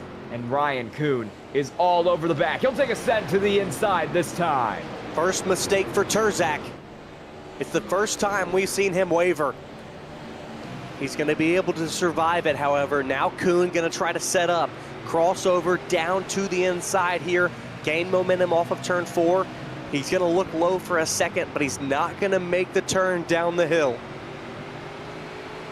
Kuhn is there, and he wants this win very, very badly. He wants to be the one to take home the $500 when this is all said and done. As we Here's cross the line for lap 199, you said it, here's the run. He's got a chance up the inside. Can he take it? Terzak's up the road. We're door to door, but the 33 squeezes him off, and Ryan Kuhn is still in P2. The thing's so interesting here about Nashville Fairgrounds. We've talked about it all evening long. The bump in turn 2. Kuhn tries to make the dive down in 3 and 4, gain momentum down this front straightaway into 1 and 2. But like you just saw when he made the move to the inside, he could not get up off the corner to pull side by side with Terzak because of the bump. That's why we see drivers run this second lane in 1 and 2. You can see they wash up wide, don't cut down all the way to the bottom of the yellow line. It's because of that, and it even affects your run back in 3 and 4 because, again, you can't make that run off of turn 2, so you can't dive all the way down low. It really eliminates the battle to set up that run down these long straightaways, Sky. This track is super difficult to set up that run at, and Ryan Kuhn is finding that out right now as he continues to be unable to pass that 015 car of Terzak. While these two are doing battle, Tracy Petter is starting to show up in the rear view mirror here. He's running some pretty good lap times. He's not out of this just yet. I'm not sure if he'll get there before the end of the stage here in another 18 laps, but he is closing the gap. And Kuhn is now taking a little bit of a peek to the outside, trying anything he can. He's going to have to switch it up. And the battle we're seeing right now, you would think it was less than 10 laps to go, but we've got 96 remaining here from Nashville Fairgrounds, the All-American Esports 400. Yeah, we're running out of time here in this race for sure. 2/3 of the way through, and Terzak is going to feel the pressure only amp up for the rest of this thing. This is your most significant battle on track. Next closest battle is the 33 of Steele Langford and the 33 of Tyler Leclerc. He now gets to the inside of the 33 and is going to go on by. So Langford falling back quickly. Like we saw earlier, it might be a repeat of stage 1. And here comes Ryan Kuhn. He's up the inside of Kyle Terzak. Is this what he needs? He's back down to the bottom. Terzak's a little bit up. Will that let Kuhn get alongside? He'll keep the nose in, but he will not get the spot. Terzak gets clear once again. He's doing such a good job to defend. Ryan Kuhn just has nothing for him right now, no matter how hard he tries. Terzak putting up an unwavering defense on the man that is Ryan Kuhn in the number 72. We said it earlier, he's got a 10K I rating, top 5 in the world in pavement oval iRacing. And yet, this young 16-year-old is being able to hold him off and has led every lap this evening in the All-American Esports 400. This is going to be a battle to the end, even with the stage break, even with it all. These are your two to watch. And if you're a guy like Terzak, you cannot let the 72 by, because if you do, it is going to be that much more difficult to get by him, maybe near impossible. Here comes the 72 with another chance, but he just does not have it. He's back to second. It's been a race of survival here. We've only got 16 cars less than 10 laps down as Kuhn gets the run on the inside once again, but he still can't get it. We've only got 13 cars on the lead lap, but these two up front, Ryan Kuhn and Kyle Turzak, have been perfect all night long. This is the biggest move. Closest anyone has been to Kyle Turzak all night long. Jordan Orr through 1 and 2. There's contact out of 2. Turzak has the advantage still on the outside. Turzak's been holding him off, but the tires continue to wear. This is the best run, the best position that Kuhn has had all day long. And the minute we think that Kyle Turzak is wavering and maybe falling back, he finds another gear. He takes back the lead. He never lost it, but he makes sure that they're not side by side. This is impressive from this 16-year-old. And we're seeing the onboard back here from the 79 of Tracy Petter, who is not out of this battle. He's in the battle now. Has continued to take digs at Kyle Turzak. That 79 car has only got closer and closer. Look at how tight he is. He is right in frame on the 72's rear view mirror as we take 6 to go in stage 2. Turzak having to look in that mirror more and more, changed up his line, that time in 3 and 4, and it left him a little more vulnerable than normal. Just look at the thought process, the line, the defensive attack. Kuhn going to look to the outside. He tries to squeeze the nose there, but he was not clear. Turzak cuts him off. Petter, now maybe he looks high. This is a 3-way fight for the lead. You couldn't ask for any better. And guess what? We only have 4 laps until the break for stage 2. I don't want to go anywhere. I think we're going to have this battle resume pretty quickly here after the end of the stage because Turzak, Kuhn, and Petter have been doing battle for most of the night. This is the closest that these 3 cars have been, but it has been brewing one way or another for the last 217 as Petter is now going to have a little bit of a peek to the inside on Ryan Kuhn. Doesn't get that. He's still in 3rd. Everybody running a little bit up the track here trying to make time in 1 and 2. Petter joining this battle is exactly what Kyle Turzak wanted. Now, Kuhn can't solely focus on the attack. He has to also think defensively as well to not lose second position. I imagine now with the stage break coming up in just 2 laps, they might ease off just a little bit. But again, if you can take the lead before the caution, Ryan Kuhn will absolutely do it. Petter makes the send down into 3, but won't have good momentum out of 4. Kuhn washes up high. As we hit the last lap here of stage 2, it looks like Kyle Turzak is going to be the one who leads when we get to that yellow. It's going to be one more chance for Ryan Kuhn, and he's not going to take it. So as we hit the stage yellow, it's going to be Turzak 1, Kuhn 2, Tracy Petter 3, and the caution will fly for the end of the stage. Wow. It was just 0.2 of a second between those top 3. You couldn't ask for better, Sky, up front. You could not. It has been a fun one here, especially towards the end of stage 2. But Kyle Turzak's record holds 221 out of 221 laps led tonight. And how will it change? Here's the thing. Like we said earlier, these are live pit stops. Could we see a possible mistake from Turzak? Because it is key that he gets out from pit road in front of the 72 and the 79 and even the 78 of Aaron Johnson. Yeah, these pit stops are going to play a major role in determining the end of this race. You saw Kuhn there get right up to the rear bumper of the 33. Let's just watch. Let's see if there are any mistakes, any slide-throughs of the boxes, any moments for speeding. Turzak is in, a little long in the box. Kuhn right in the center. iRacing judges it by the closer you are to the center, the faster your pit stop will be. Right sides going on this time. Off the jack first on the right sides. It's right sides only, and it's going to be Kuhn taking the lead out of the pit lane. Both taking only right sides, but it was faster for the 72 in the box. Ryan Kuhn is going to finally be the one who stops Kyle Turzak after 222 laps led. We're going to have a second driver lead a lap here tonight as we come around. It will be Ryan Kuhn. Wow. So most of the drivers in the field taking only right sides. And it's something we see a lot of times. with a lot of these drivers when it comes to a shorter run to the end, so we can't say we're too surprised.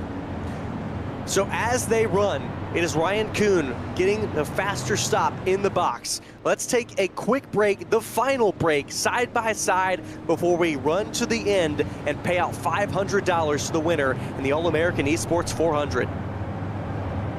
GS Racing. We're in the game.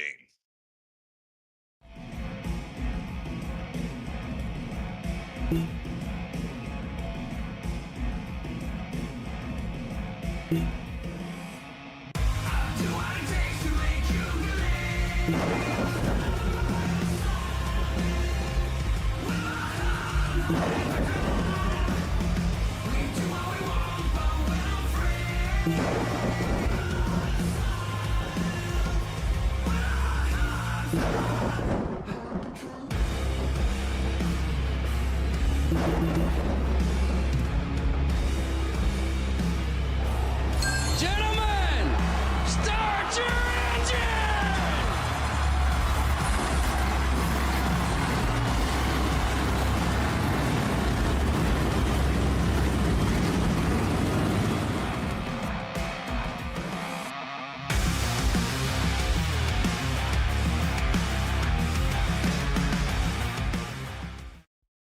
Racing isn't easy, but experiencing it is. iRacing puts you in the driver's seat with the industry's leading sim racing game. Drive on laser scan replicas of the greatest racing circuits from around the world. Go head to head against other drivers chosen by skill-based matchmaking to ensure competitive racing at every level. Compete across all your favorite series. In officially licensed cars, engineered to deliver the most accurate driving experience possible.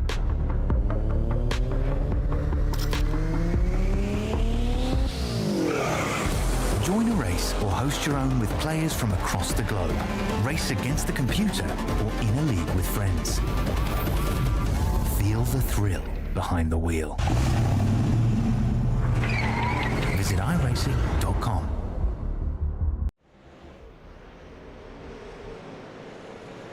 Back underway from the All-American Esports 400. For the first time, it's not the beige 33 car out front, it's the 72 of Ryan Kuhn, who took the lead under the pit stops for stage 2, both only taking right sides, but it was faster in the box for Ryan Kuhn. The real question is now, Sky, can Kyle Terzak take it back on his own? Well, if there's anyone who can take it back in this field, it is Kyle Terzak. He led the first 222 laps of this race uninterrupted. We know how fast he is in clean air. I think it's just going to be a question of, does he have the same speed that he had in clean air with the car in front of him? Terzak is really going to need to work. He might need to push himself a little bit harder here to get back up into this battle. And we saw from Ryan Kuhn just how difficult it can be to pass at this track. Terzak's got to overcome that as well. Well, and it's only a 72 lap run to the end once we took the green. 5 of those, now 6 of those clicked off now, and is 72 the magic number for Ryan Kuhn? I would hope so. It's the car painted on his hood. Let's see what he can do as we continue to take a 4/10 of a second lead through turns 1 and 2. Tracy Petter, who was right up on the tail end of that battle when we went to the stage caution, is going to need to do a little bit of work to get himself back up to that battle, because he's 0.6 of a second off Terzak right now, 1 second off Ryan Kuhn. He's a car that seems to come alive over the course of a long run, but it's a shorter run here to the end of the race. Only 80 laps instead of the 110 that we saw in stages 1 and 2, so Petter might need to hit that gas pedal a little bit quicker if he wants to contend. You saw the poll in the YouTube chat asking if Kyle Terzak would lead every lap, and it was very improbable that he would have. 222 laps, what is it? What is it? What's the word I'm looking for? Continuously back-to-back? led. There we go. Continuously led. Thank you, Sky. That's why I've got you. You're so amazing with vocabulary. Continuously led. I wouldn't have guessed that. I wouldn't have guessed that a driver could do more than 50. I'm getting that SEC education. I would like to note, though, when we did that YouTube poll, there was exactly one vote for if Kyle Turzak would lead every lap, and it was me. So, oops. Good to know our audience is watching. Sky is watching along, and we're getting the best view of this All-American Esports 400 right from the sky eye view of this Nashville Fairgrounds Speedway. It's been a great race so far this evening, and only 60 laps remaining. Driver I'm looking at right now is Steele Langford, 1.2 seconds back from Tracy Petter. Really has been up and down throughout this top 10 all evening long. I wonder if Ty Leclerc is going to be able to get back up there. We saw him running 5th, 6th, up to 4th at points for much of stage 2, but he's back in 9th now, and he'll need to get back on the charge to contend. First driver to take 4. And he was, and we'll see if that ends up working out for him or not. Here's the battle for P10. Derek Fulton, Brian Gravel, and then you've got Jake Rout a lap down up top. Brian Gravel. A lot of these drivers, you know, they've been solidified about the positions they've been running all evening long. This is Jake Rout on the rear looking highward. Again, he's multiple laps down, but it's a battle for position between Gravel and Fulton. Fulton, we saw him spun on the backstretch earlier along in stage number 1, but has made a run to put himself inside of the top 10. It's been a good recovery from the 7. And the race of attrition continues here. We're down to 12 cars on the lead lap after it was a drive-through penalty for Trey Craig that put him 1 lap down in 13th. We're only at about 16, 17 cars still left in this race as Winston Deal, last car on the lead lap right now, is doing a battle with the multiple lap down car of Chris Shepard. There on the inside, it's probably a little closer than Winston Deal would like, dealing with a lapper right there. Shepard is way loose out of the corner, and I think he'll let Deal go there, holding on to P12. And Shepard was really fighting for that one again. Nobody on Shepard's lap. He's multiple laps down in this race. Winston Deal having a great run in 11th, looking for a top 10 in that number 22, but he's got a lot of ways to work. 2.3 seconds back. As I look at a battle on track, the battle for 5th spot. Keith Jeffrey in the 88 moves through on the 78 of Aaron Johnson. Johnson has started to fall back a little bit. Langford took the position, now Keith Jeffrey. And as we look at the Corey Bodie Wraps replay of this pass, a caution will come out in the midway recycling. Got a car around there backwards in turn 1. That is Trey Craig in the 155. He would have been the lucky dog if a caution came out. I don't think he'll be getting it after that. I believe it would go to Dylan Delaney. Trey Craig, I think he was having a great race all up until he decided to come into the pits out of sync with everybody else. Just gets loose there through the center of 1 and 2. Yep, sent that car right around, and that is going to be yet another caution here on the night. Just puts a little too much power down on it and sends that thing sideways with 54 to go. He's lucky that everybody behind him saw was in a very vulnerable spot there on the racetrack to possibly make contact. So it's a re-rack for the leaders. What can the 33 do differently this time? We saw on the opening lap, even though Ryan Kuhn started with the pole, that the 33 of Turzak took the lead from the outside of the front row. Could he do it once again? I would say it's his best bet, Sky, because I just don't, your odds are so low on making a green flag pass against Kuhn. Yeah, once we get going, green flag passes, especially deeper into the run, once we get towards the end of this race, can become really challenging, especially if you're trying to pass Ryan Kuhn, who is going to be one of the hardest drivers to pass on all of iRacing, especially in the super late models, especially at a track like Nashville Fairgrounds.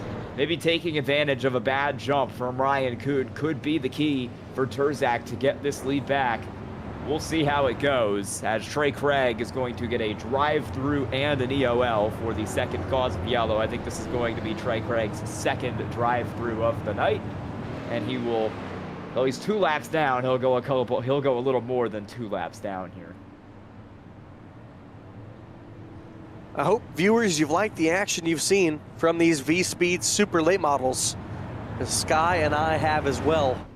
Glad to be joined by my broadcast team with Bradley Cooper in production, Sky Shrek, my partner in crime, colleague in the booth. My name is Scott Shiver. Glad to bring you all of the action here from the All-American 400 Esports 400 on V-Speed. You can check out all of our other series. There is weekly racing each and every night here on V-Speed. Follow us down below. You can check out some amazing iRacing broadcasts all week long. It'll be less than 50 remaining for these drivers. Only 13 cars remain on the lead lap. It has been a race of attrition, like Sky has said, but it has been a hot and heavy battle up front between the 72 and the 33. Can Terzak take it back here on the restart through the 17 media restart zone? Back on. Terzak not getting the jump he would need that time, and he'll immediately switch it back down to the inside to stay glued to Ryan Kuhn as we work through 3 and 4. New car up to P3 for the moment. Looked for a second there like Steele Langford was going to get the run around the outside, but he didn't have the exit he was looking for. Tracy Petter stole it right back, and now he is going to have the advantage down the back straightaway for P3. Langford and Petter, wheel to wheel, off of 4. This is the battle for third. Money is on the line. No matter where you finish here, payouts within the top 10. So each position matters not only for your pride, but also for your pocket. Right there it will be Tracy Petter getting the move back done for third. Steele Langford has been working to get back up into that top 3 like he was in stage 1 for most of this race now, but it just hasn't happened for that 133 car, and he'll need to re-rack and try a new move as Aaron Johnson in that bright yellow 78 starts behind, and there we go, car backwards. It's Brian Gravel. Gravel fighting in the 8th spot. Was fighting at the time with the 44 of Corey Bodie. This was a whole stack up. Corey Bodie, rare mistake, just hit the fence here on the Corey Bodie Raps replay. And that got Gravel into the back of him, and that got Larson Parker into the back of Gravel, and it all spiraled. Oh man. Right front off the ground for the 22. And Larson Parker, I mean, he was already ready to battle for the position with Gravel. And so he was right on the rears, nowhere to go in that time. Yeah, that's a tough situation for Larson Parker. You gotta imagine, I wonder who will get the EOL here. It's gonna probably be Demon of Racing. I figured so. I mean, that's just Corey Bodie getting into the wall, Larson Parker. They're all close in racing position, so that's a great call from William Hale in race control. We are running out of laps here. Only about 42 to go for a lot of these cars, and Steele Langford is into the pits. Langford had been running in the top 5, and looks like he's taking, it looks he just took right sides.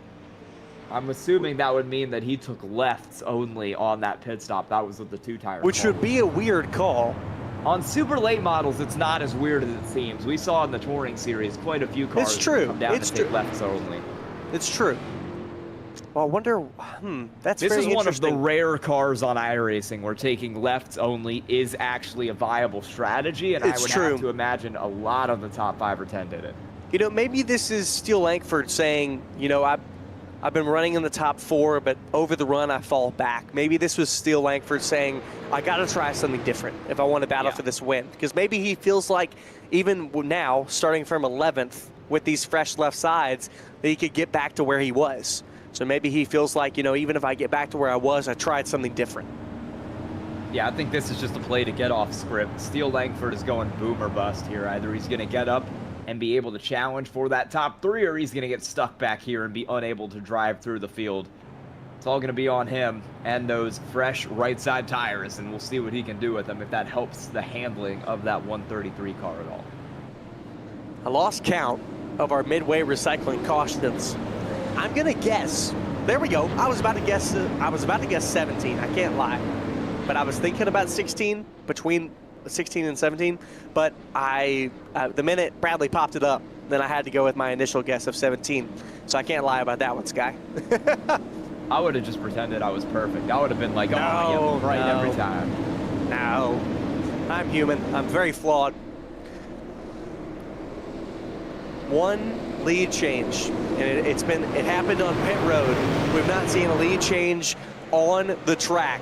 Green flag back out. Will we see one? Can Aaron Johnson join the picture? Can Tracy Petter move out of third position, or can Kyle Turzak take it back? In the wall. Larson Parker. Larson Parker. Oh, he's still going. Oh man, right in front of Trey Craig. Sent that thing straight back up the racetrack after that spin. I maybe should have held the brakes there. Yes, definitely. Parker had been running top 7 all evening long. Take a look at the Corey Bodie Wraps replay. Out of turn 2, Fulton and Parker right here. And it looks like Parker's just kind of forced Fulton wide. Kind of close the gap there. Oh my. Yeah. Gravel was a took tough pretty deal. good lick there too. Yeah, let's take another look at it here, riding along with the 22 of Gravel. Gonna try, yeah, Gravel did everything he could there. Maybe might have some movement on the rear end housing. Gravel did a fairly good job to get out of the way of that. And you can see that car is scuffed up. He's got damage on the right front. He's got damage on the rear of it. And that car is still running in P11. It refuses to die. Could be worse for Brian Gravel. Has survived for the most part. And Larson Parker is going to get an EOL here. And I believe they are also going to give him a drive-through penalty for this incident. Parker had a completely quiet night up until then. Solidly in the top 10, but it shows you that one moment can change the entirety of your race. 35 laps remain. And they're going to go by real quick here if we get some under green. 18, Larson Parker receiving that drive-through because he did not hold the brake, causing more incident with other cars. These V-Speed super late models are fast, they're loud, but they are also fragile. You've seen it all tonight, hearing some of the carnage involved in some of the racing incidents. 17 cautions now, the midway recycling cautions. We'll double them up this time. I just really wonder, Sky, what can Kyle Turzak do? He's been given a lot of opportunity with these restarts, but each and every time we've seen it end the same. Yeah, the issue is once we get going under green here, there's not a lot he can do, because once Ryan Kuhn finds a groove, he just kind of becomes unstoppable. And we saw it when Ryan Kuhn was trying to pass Turzak. It is so difficult to get a pass done deep into the run here on old tires. And that's exactly what Turzak is going to have to do if he wants to win this race. Through the 17 media restart zone, we are green. Turzak does not have it on that restart. He's going to need to get down to the inside here. He will. Switches it down right in front of Aaron Johnson. He's got a good run. Loose there underneath for third. Turzak has a peak for second, but he backs out. And now Aaron Johnson is the focus as he's in third on the inside of Petter, and they're going to make contact. Both cars into the fence, and he's going to go around off the nose of Jeffrey. Jeffrey looked low for a moment. Yeah, that was shocking. That didn't somehow they all saved it. Yeah.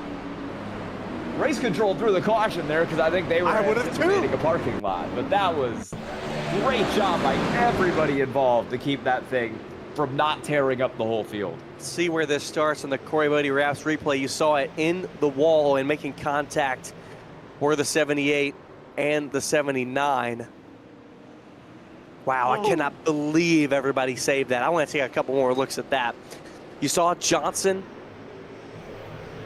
and Petter both making slight contact, and then it just checked up.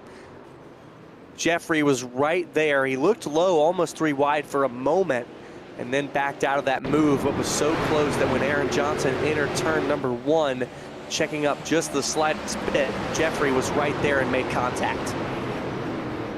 That was a Johnson saves it with a little help from Corey Bodie. Petter. 79 of Petter saves it a little bit with some help from the wall. That's going to be some decent damage there for Tracy Petter because he smashed that thing into the wall. Oh, Petter going to get a little help from the 33 of Leclerc. So all of them getting turned straight with a little help from the wall and other cars, but they're all going to have maybe a little bit of damage. And the 88 of Keith Jeffrey will get the EOL. He started 8th. He had been running in the top 5 after stage 2, but now he will fall to the tail of the lead, tail of the end of the longest line, and that is a very long line, even though there are only 10 cars left on the lead lap. Yeah, we got a lot of cars out here. 13 now, actually, with a couple cautions and drivers getting their laps back. It's going to be a long line here because we've got so many cars who are just racing, trying to get some extra positions, trying to get some extra money here at the end of this race. And Keith Jeffrey, who was in a good position to get some good cash, is going to have to work really, really hard and maybe rely on a couple more cautions if he wants to find his way back up to where he was running there in the top 5. It takes him out of the money. It does. Every position extremely important. As we have chosen, lights are off on the pace truck. Hey, guess what? You know how we talked about Steele Langford and trying to go take the left sides? Well, he's up to 4th. We'll see if that works out for him. He was a beneficiary of some of those cars losing positions after getting into a lot of trouble there in turn 2. And he is the car with the freshest tires. Bodie. We'll see what he can do. Could the getting off strategy, like you said, Sky, getting off script, be the move that could win the race? He's on the 2nd row. Can he make his way to the 1st? 28 laps remain. Green flag through the 17 media restart zone. Well, it's a good jump for him, and he's got that damaged car of Tracy Petter underneath him, so I won't be surprised if he gets it. He does. Petter's got that damage. He gets loose, and now Steele Langford is up to P3. This might be the call here that wins him the race. He was trapped in 4th before, couldn't get anywhere. 3rd place is better than he likely would have finished if he did not make that call. And now Corey Bodie is trying to jump for 4th as Tracy Petter is going backwards in a hurry. Bodie, we've mentioned him, has had a very quiet night running in the top 10. We expected him to be a little bit more of a factor, but he has survived and he has kept that car clean. Making a little contact there with Petter. Petter going to shove him up the track. He's going to lose a spot to Petter and Aaron Johnson.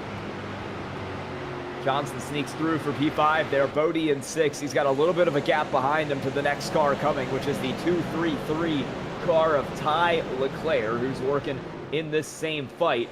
We'll see what he can do as he gets around the 222 of Winston Deal. Good job to hold that car off.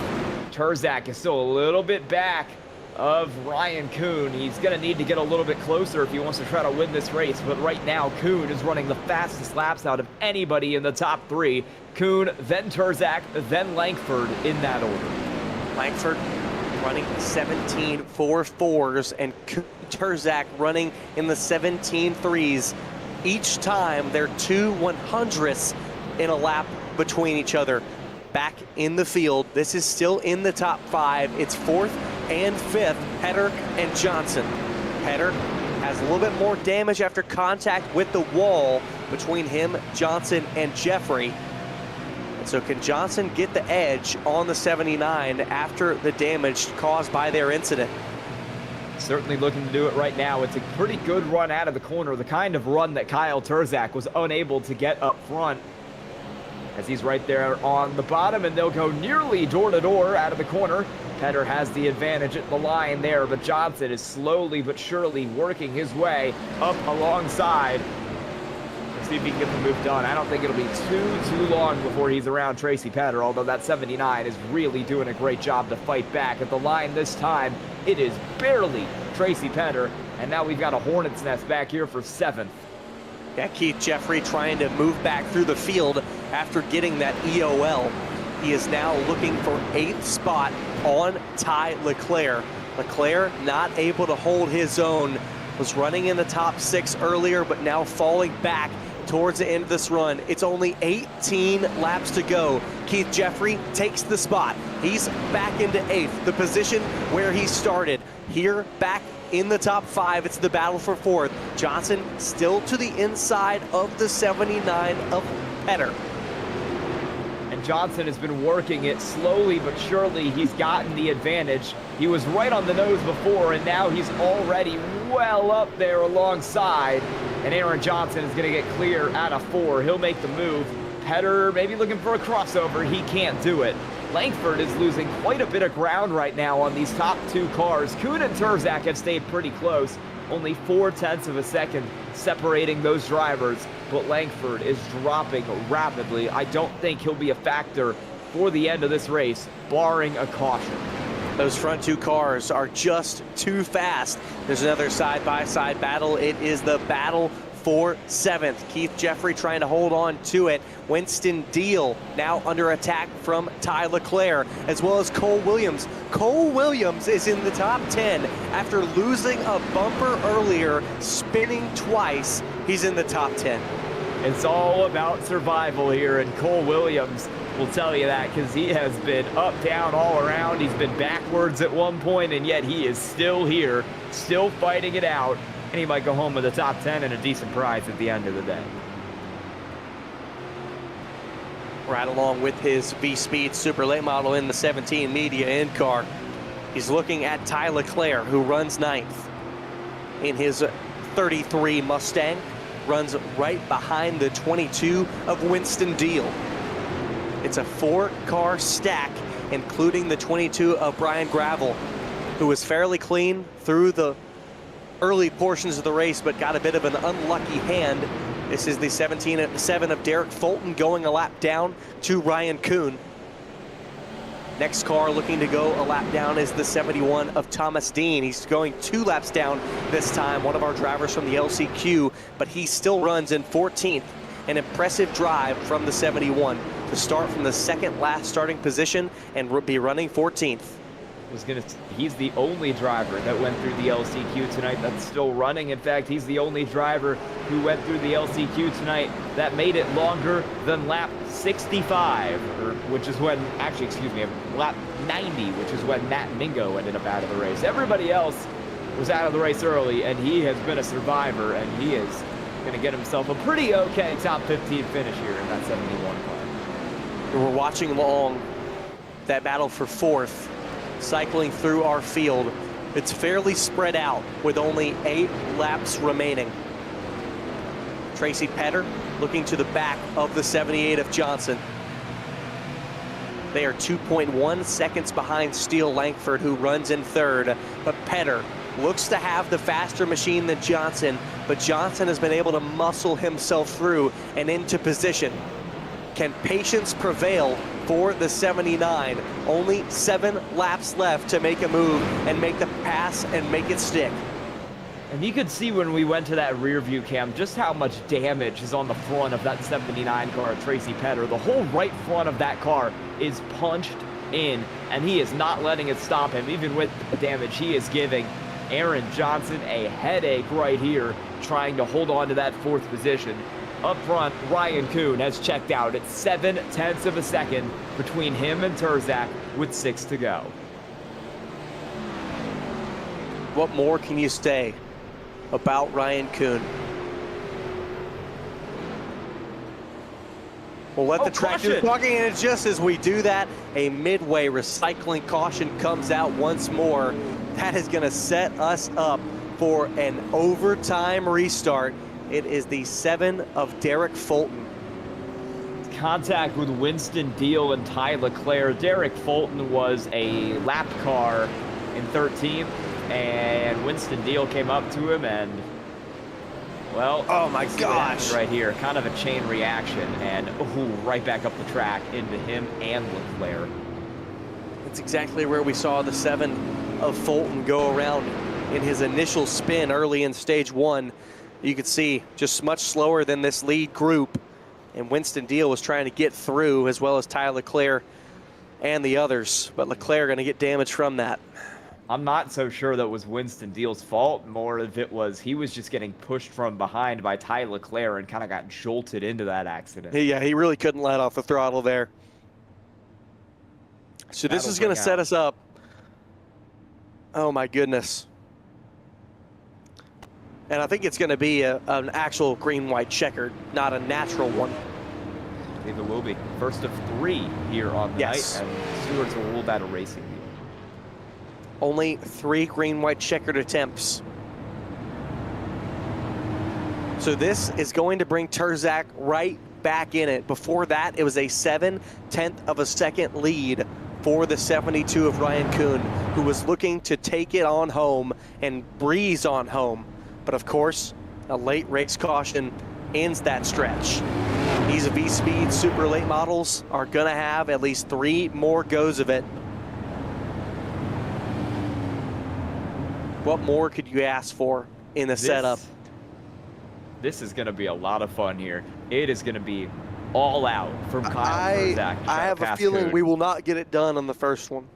Well, we'll see here, because it is going to be, it's going to be exciting. $500 on the line. And here's the thing, Kyle Terzak is a mature driver, but he is still 16 years old. And what 16-year-old couldn't use $500? So I can tell you That's what I'm saying. that he is going to go for it in every possibility. If he finds a way to make a hole open for himself on Ryan Kuhn, he will take it. We line him up. Lights are off on the pace truck. Again, the driver on the outside in the 33 has led 222 laps, and they were run consecutively. He took the lead from the outside of the front row on the initial start of the race from this man in the number 72. Can he make that magic happen twice? And will we get 1 green-white checker attempt, or will we use all 3? Is this the final restart, or will we have another? And who will come home to take the checkered flag first and win $500 through the 17 medium restart zone? Let's go, green-white checker, 2 to go. Ryan Kuhn gets the jump, but Terzak is hanging around there on the top side. Will he get down as Aaron Johnson files through for 3rd? Terzak's got a little bit of a run. He might take a peek to the inside here in 3 and 4. Not close enough. What's he gonna do as we take the RaceMRL.com white flag? Can he do anything to set up the 72 of Ryan Kuhn? It's 0.3 of a second. Kuhn got the perfect restart on the Race MRL 1 to go. Ryan Kuhn took the lead in the stage break, and he is going to win $500 in the All-American Esports 400. He won the pole, and he won the race. What a race from Ryan Kuhn. I'll tell you what, he sponsored our late model stock series. I think he might have made some money on that sponsorship. Might have turned a profit on this event. Well, he absolutely did. $2,240 to be paid out among some of the field tonight. But the first and the most money will go to the 72 of Ryan Kuhn, race winner, led 80 laps. And once he took the lead, no one was able to take it back from him. Kyle Terzak, you got to give him all the credit tonight. Race with everything he had, comes up just short. Gonna get a custom wrapped acoustic guitar as well, courtesy of MRL, so that's extra fun. What an awesome prize. He'll do some celebratory burnouts. We're gonna go to a quick break, and we will get back with results and our interviews. Congratulations, Ryan Kuhn, the winner of the All-American Esports 400. Don't go away. We'll be right back.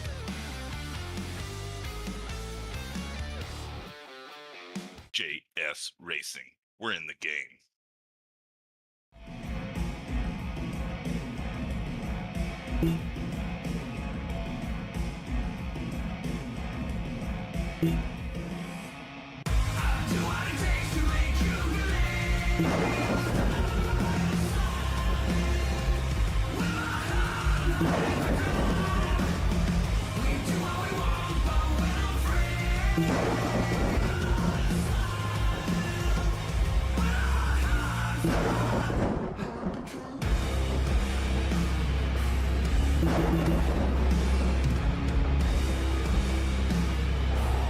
Gentlemen, start your engine!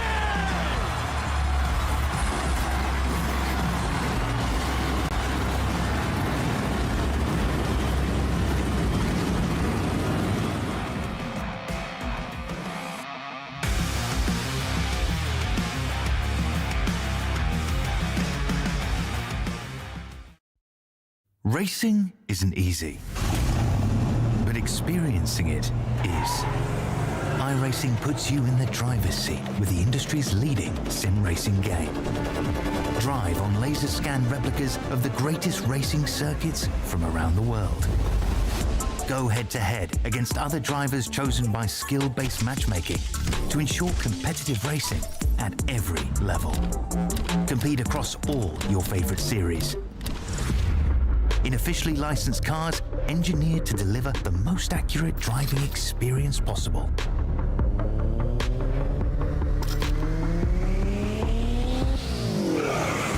Join a race or host your own with players from across the globe.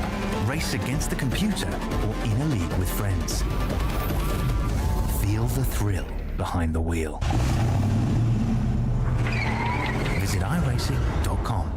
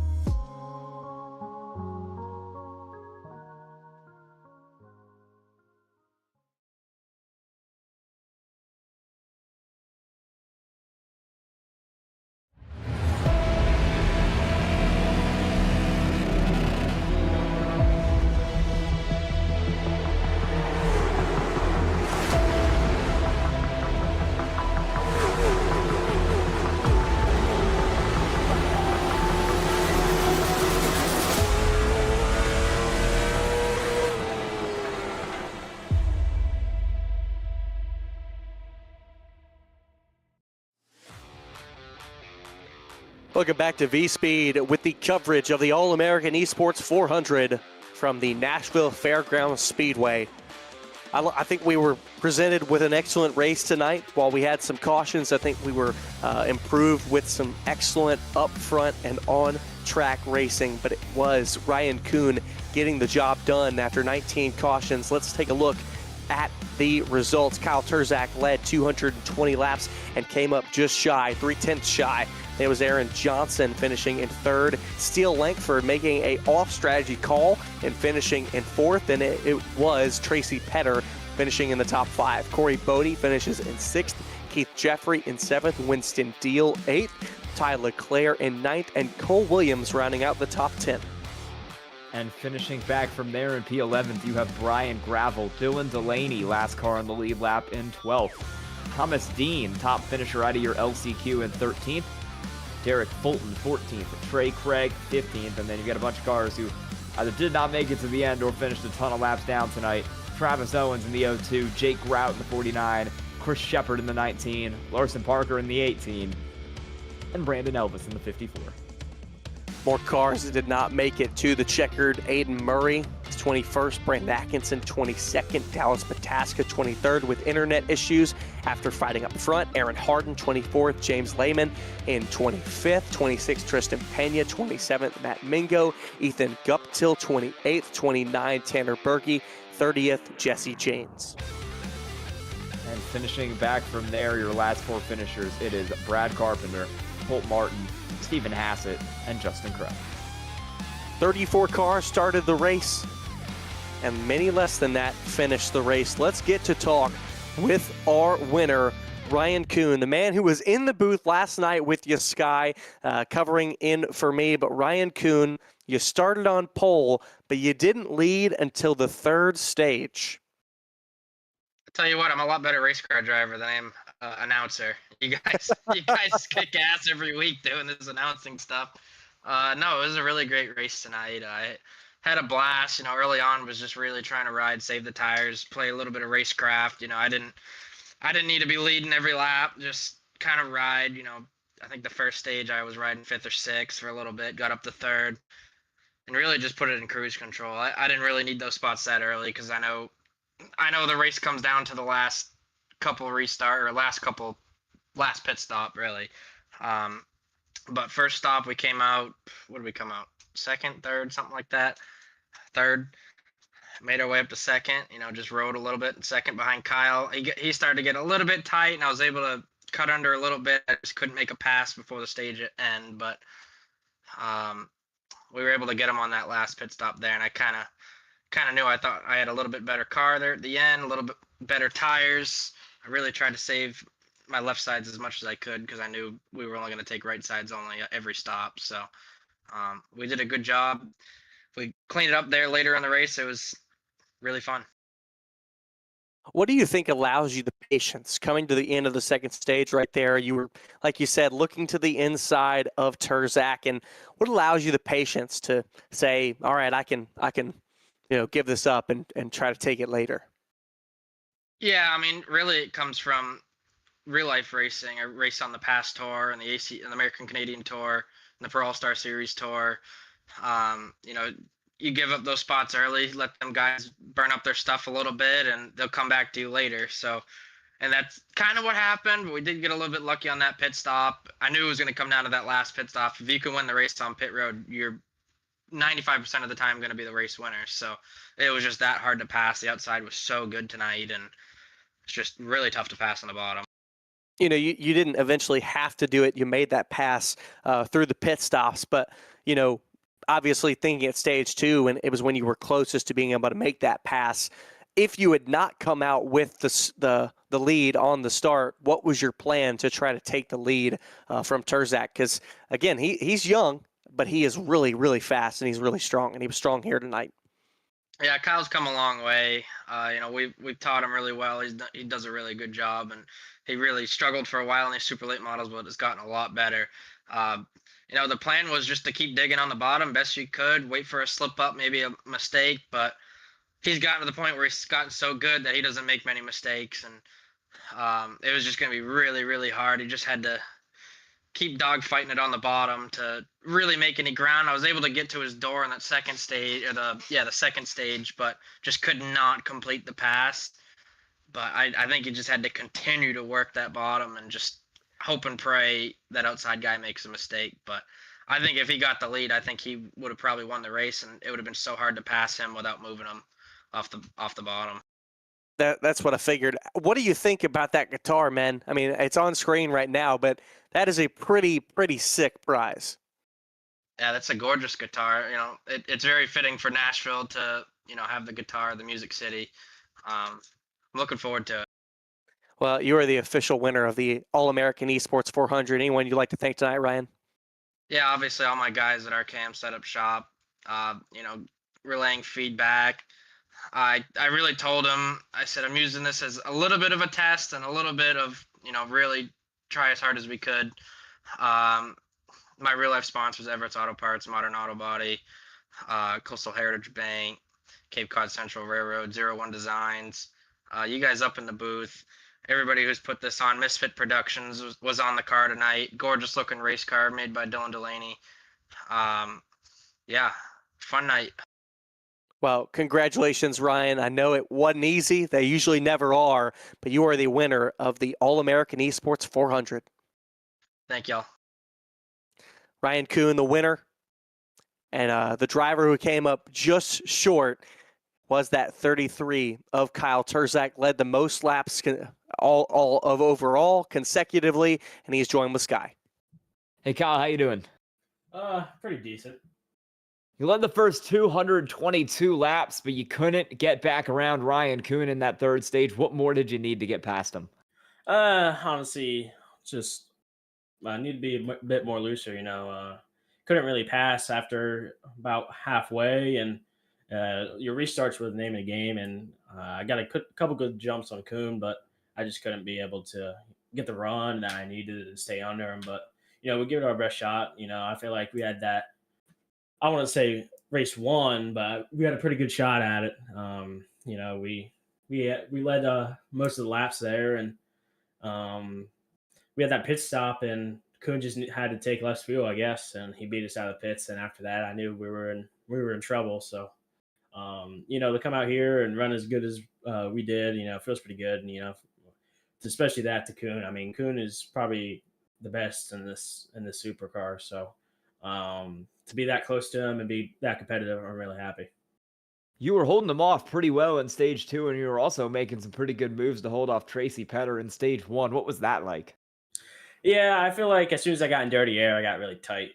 As soon as when I was in clean air, it was actually really good. I was pretty stable, and I could get my car turned and drive it straight across the bottom. And as soon as I got into lap traffic, I knew it was going to be a little harder to keep up that pace, which I was correct. And Tracy could get to me, but I knew that you couldn't really pass unless you moved him out of the groove. Really, I mean that's up front at least. That's how you had to pass, sadly. But it's part of it.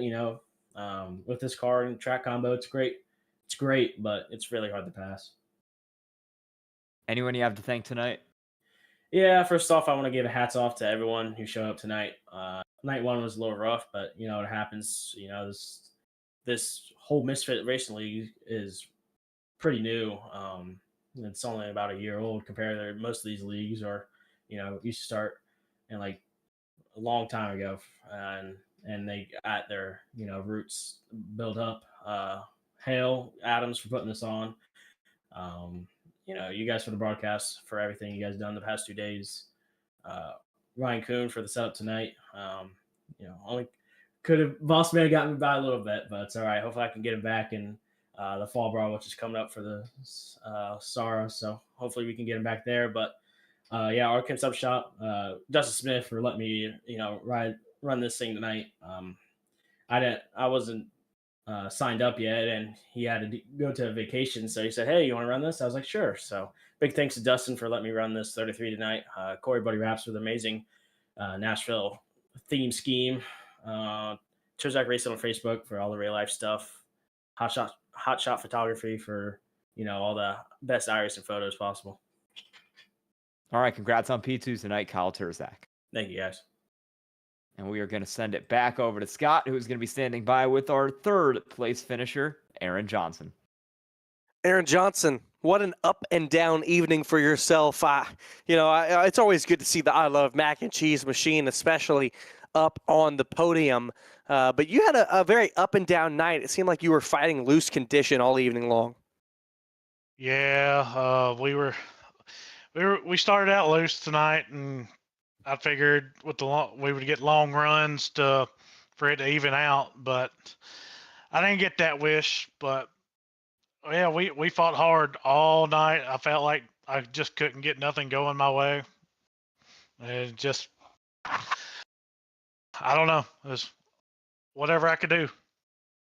Well, it just seemed like Kyle Turzak, Ryan Kuhn were just on a whole nother level. But you were in a great battle with Tracy Petter there for quite a while. Talk to me about that close quarters battle. Me and Tracy, we race each other clean a lot of the times, and I give so much respect to him. He gives it back to me, and he's gonna run me hard. I'm gonna run him hard. It's just that's how me and him always raced each other. So it's just I didn't expect to go out there and try to pass him like I did, but it's just I know he had a little damage from the wreck that I was in, that I got sent in, but after that I just hope for the best. Hopefully the car could maintain it. Yeah, we talk about that incident, and obviously it happened very late in the race, and the top 6, top 7 had been really clean all night long. What happened in that incident? I have no idea. I was just driving. Next thing you know, I was turned sideways looking at everybody. Well, it was close quarters racing all evening long. You could come up with a top 3. Anyone you'd like to thank tonight, Aaron? Man, I got to thank all the guys, Ryan Coon Motorsports, Ryan, for everything he does for us, Corey Bodie, Jacob Hayes for the amazing rap that he did, Kyle Adams for putting this on, you guys for broadcasting, and hopefully we could be back here soon in our next race, whatever we do from here. Well, congratulations, Aaron, on that third place finish. I appreciate it, guys. Aaron Johnson comes home at the tail end of the podium.